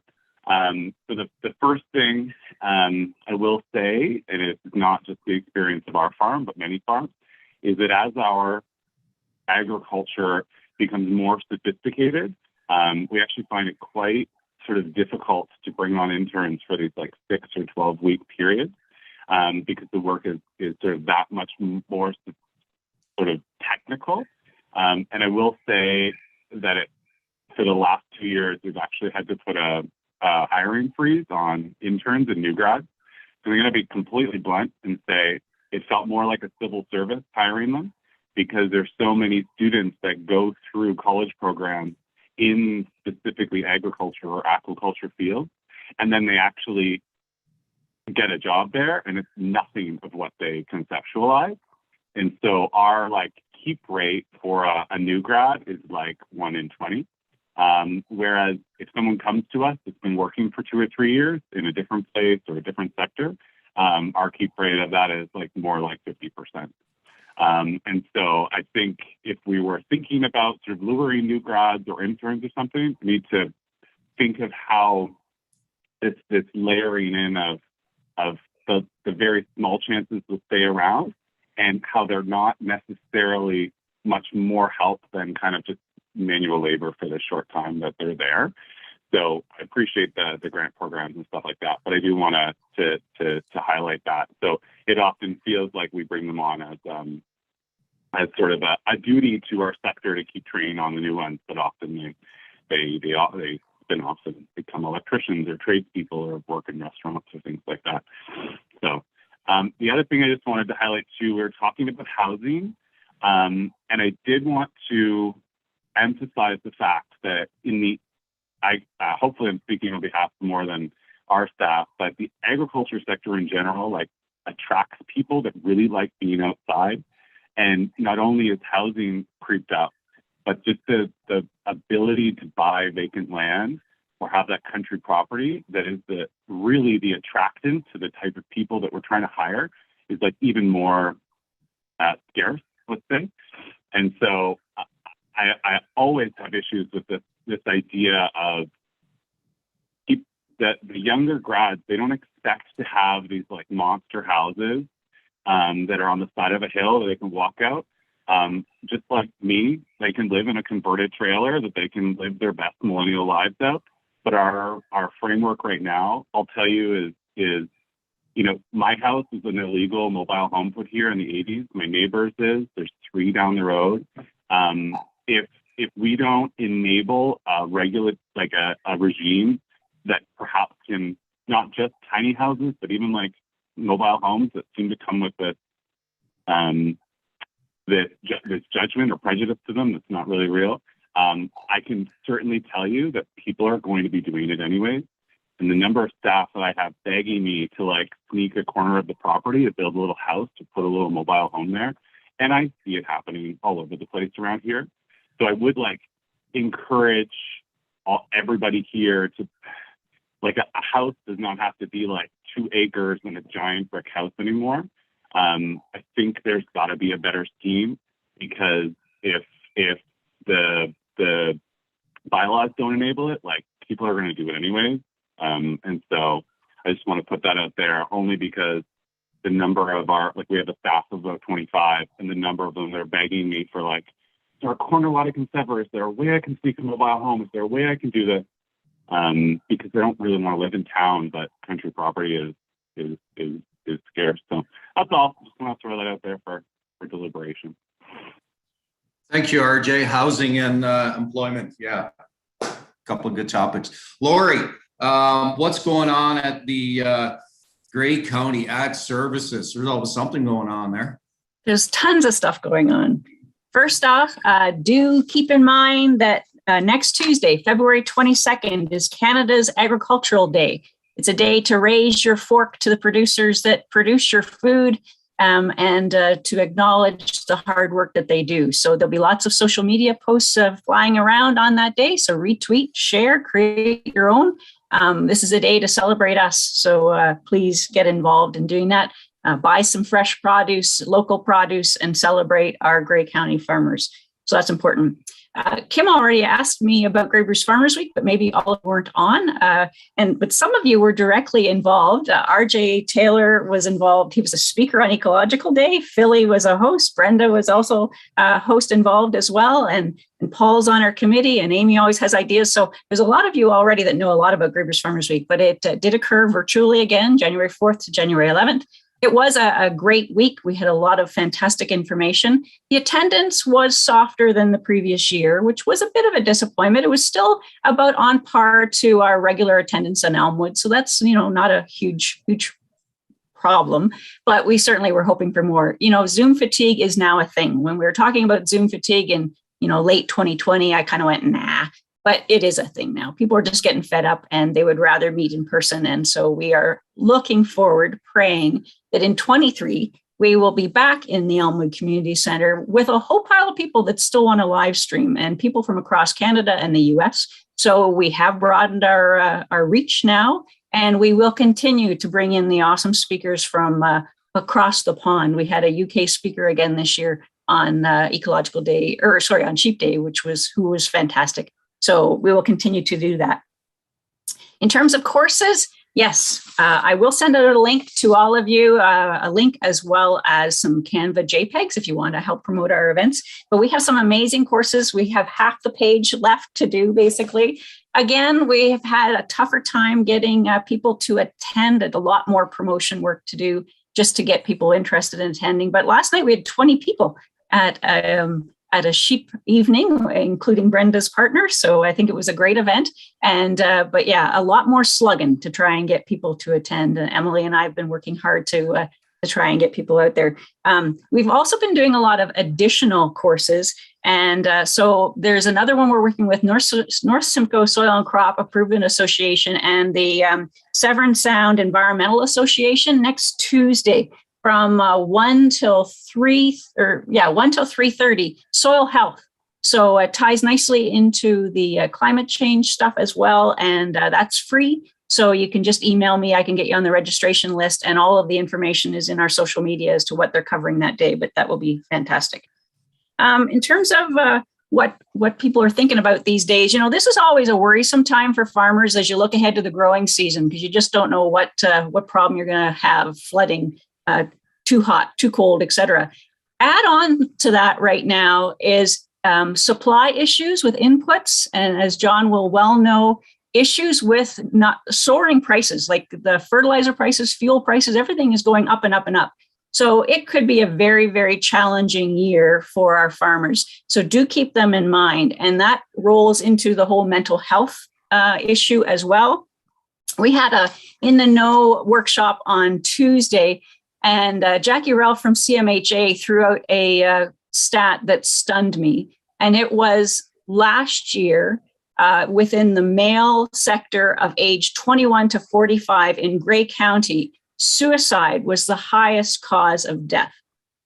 That blew me out of the water. And so we need to do more to erase the stigma and get people to talk about mental health in agriculture and across the board, just like we talk about our broken arm. We have to get more used to listening, asking questions. Don't feel afraid to say, are you okay? I've been noticing that, maybe you're just not yourself, or however you word it. Don't worry about how you word it. Just talk from your heart and your gut and ask the questions to your neighbors just to make sure they're okay.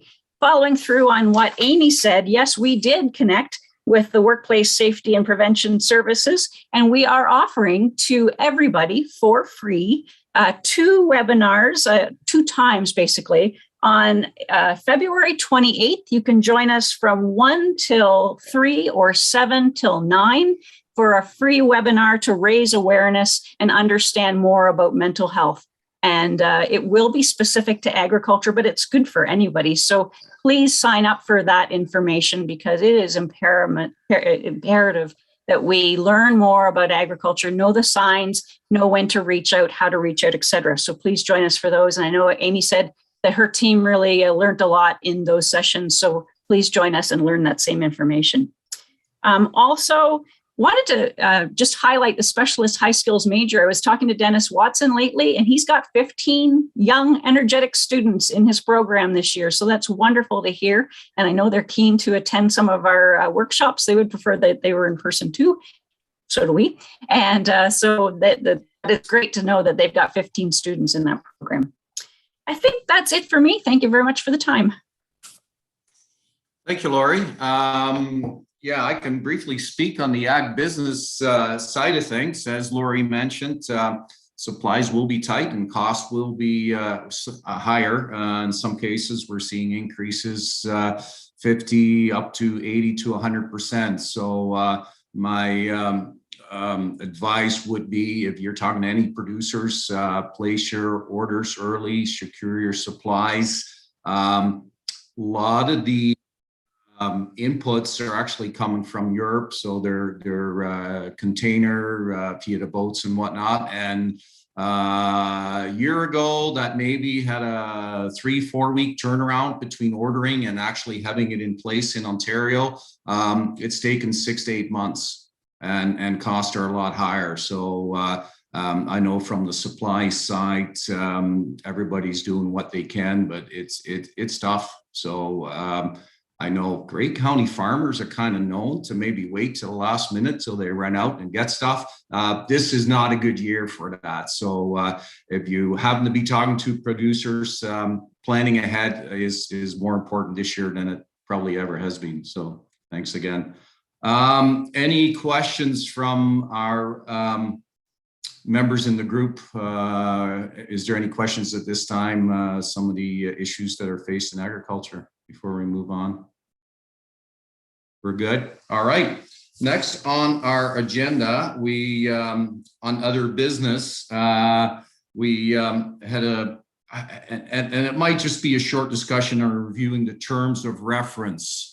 We just want to make sure, I think, as a committee, that we're providing the right information. How can we be more helpful Maybe there's some questions from the group. If there's any improvements that can be made at this time. We've had four or five meetings at this time. So anybody from county staff that could maybe advise or comment, or anybody else would like to comment at this time?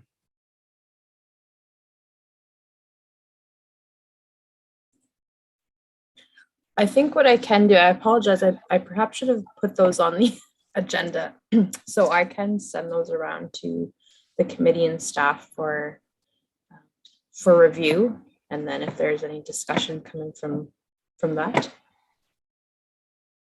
Okay, Lori, I see you have your hand up. Under membership, I just think it's really important that the next time around we have a cash crop producer on the panel, or someone that's dairy beef with commodity crops and feed crops.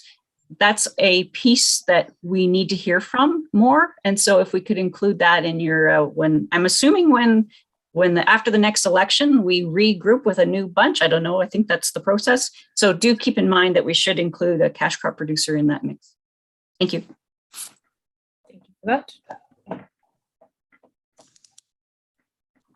Comment, Heather, go ahead. Thank you. And further to Lori's question, yes, at the end of this council term, we will be advertising again for all of our public member committees. And that's a great chance to review the terms of reference again there and look for areas that maybe we're missing that voice from the agricultural community. And so we'll be looking at that later this year. Perfect. Any other questions at this time? Okay. Next on the agenda was the, where are we here? The update on the 2021 census. Right, thank you, Mr. Chair. This will be very brief. We got word last week that the federal government was beginning to release data from the census. I got all excited and shared with my team that there was ag data, and then I went and looked it up and discovered that it's actually being released on May 11th. So when it comes time to reschedule our next meeting, I would suggest that we might want to consider doing it just a little after, so that the data will be released and we will have had a chance internally to take a look at it and maybe glean some insights. I can work with our staff here, Brad Noble, maybe he can help us crunch some of those numbers and bring some insights to the committee. And also a consideration for the timing of the next meeting. Economic Development is partnering with Catapult Grey Bruce, and we're going to be working with students from the Conrad School of Entrepreneurship and Business at University of Waterloo to do a feasibility study and survey and best practice research into potential for a food lab and commercialization kitchen here in Grey County, in partnership with Catapult and the Sydenham campus.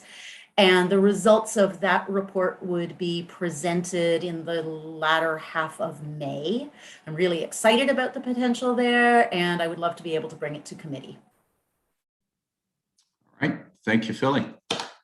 We're getting to the end of our agenda. Warden Hicks, is there any comments you would like to share with the group at this time? Well, first of all, thank you and congratulations, Mr. Chairman, on your re-election, and thank you for agreeing to serve again as chair of this committee. I also want to thank the members because holy cow, there's so much knowledge here and expertise, and I learn so much every time I attend one of these meetings. So I want to thank Lori and Kathy and Brenda and Amy and RJ, and I listen to you well, and I see that you are passionate about your field and you have much to contribute. So thank you. The item with respect to the plastic, it strikes me that there may be a very good business opportunity here for someone to consider a new revenue source for farmers with their plastics. If we can get this compaction thing together and show farmers that not only is it good for the environment, but it might be good for your pocket as well. It strikes me that there's a real potential for a business opportunity there. The last piece, if I may just mention about mental health, because you will all know that a motion by Councillor Mackey was unanimously supported by County Council for for the creation of a mental health and addictions task force, which will be starting its very first meeting very soon. And I can see that that theme rings strong in the agricultural sector. So I'm hopeful that we will hear that agricultural voice ringing through in the work of that task force. So once again, thank you again, and I learned a lot, and that's it for today. All right, thank you for your comments, Martin Hicks. If there's no other new business, I guess county usually sets the date for our next meeting. Can we have a motion to adjourn? Councillor McQueen, can we have a second there? Brenda? All in favor? All right. We'd like to thank everybody for joining this meeting. Lots of good input, and look forward to our next meeting. Thank you very much. Take care. Thank you, everyone.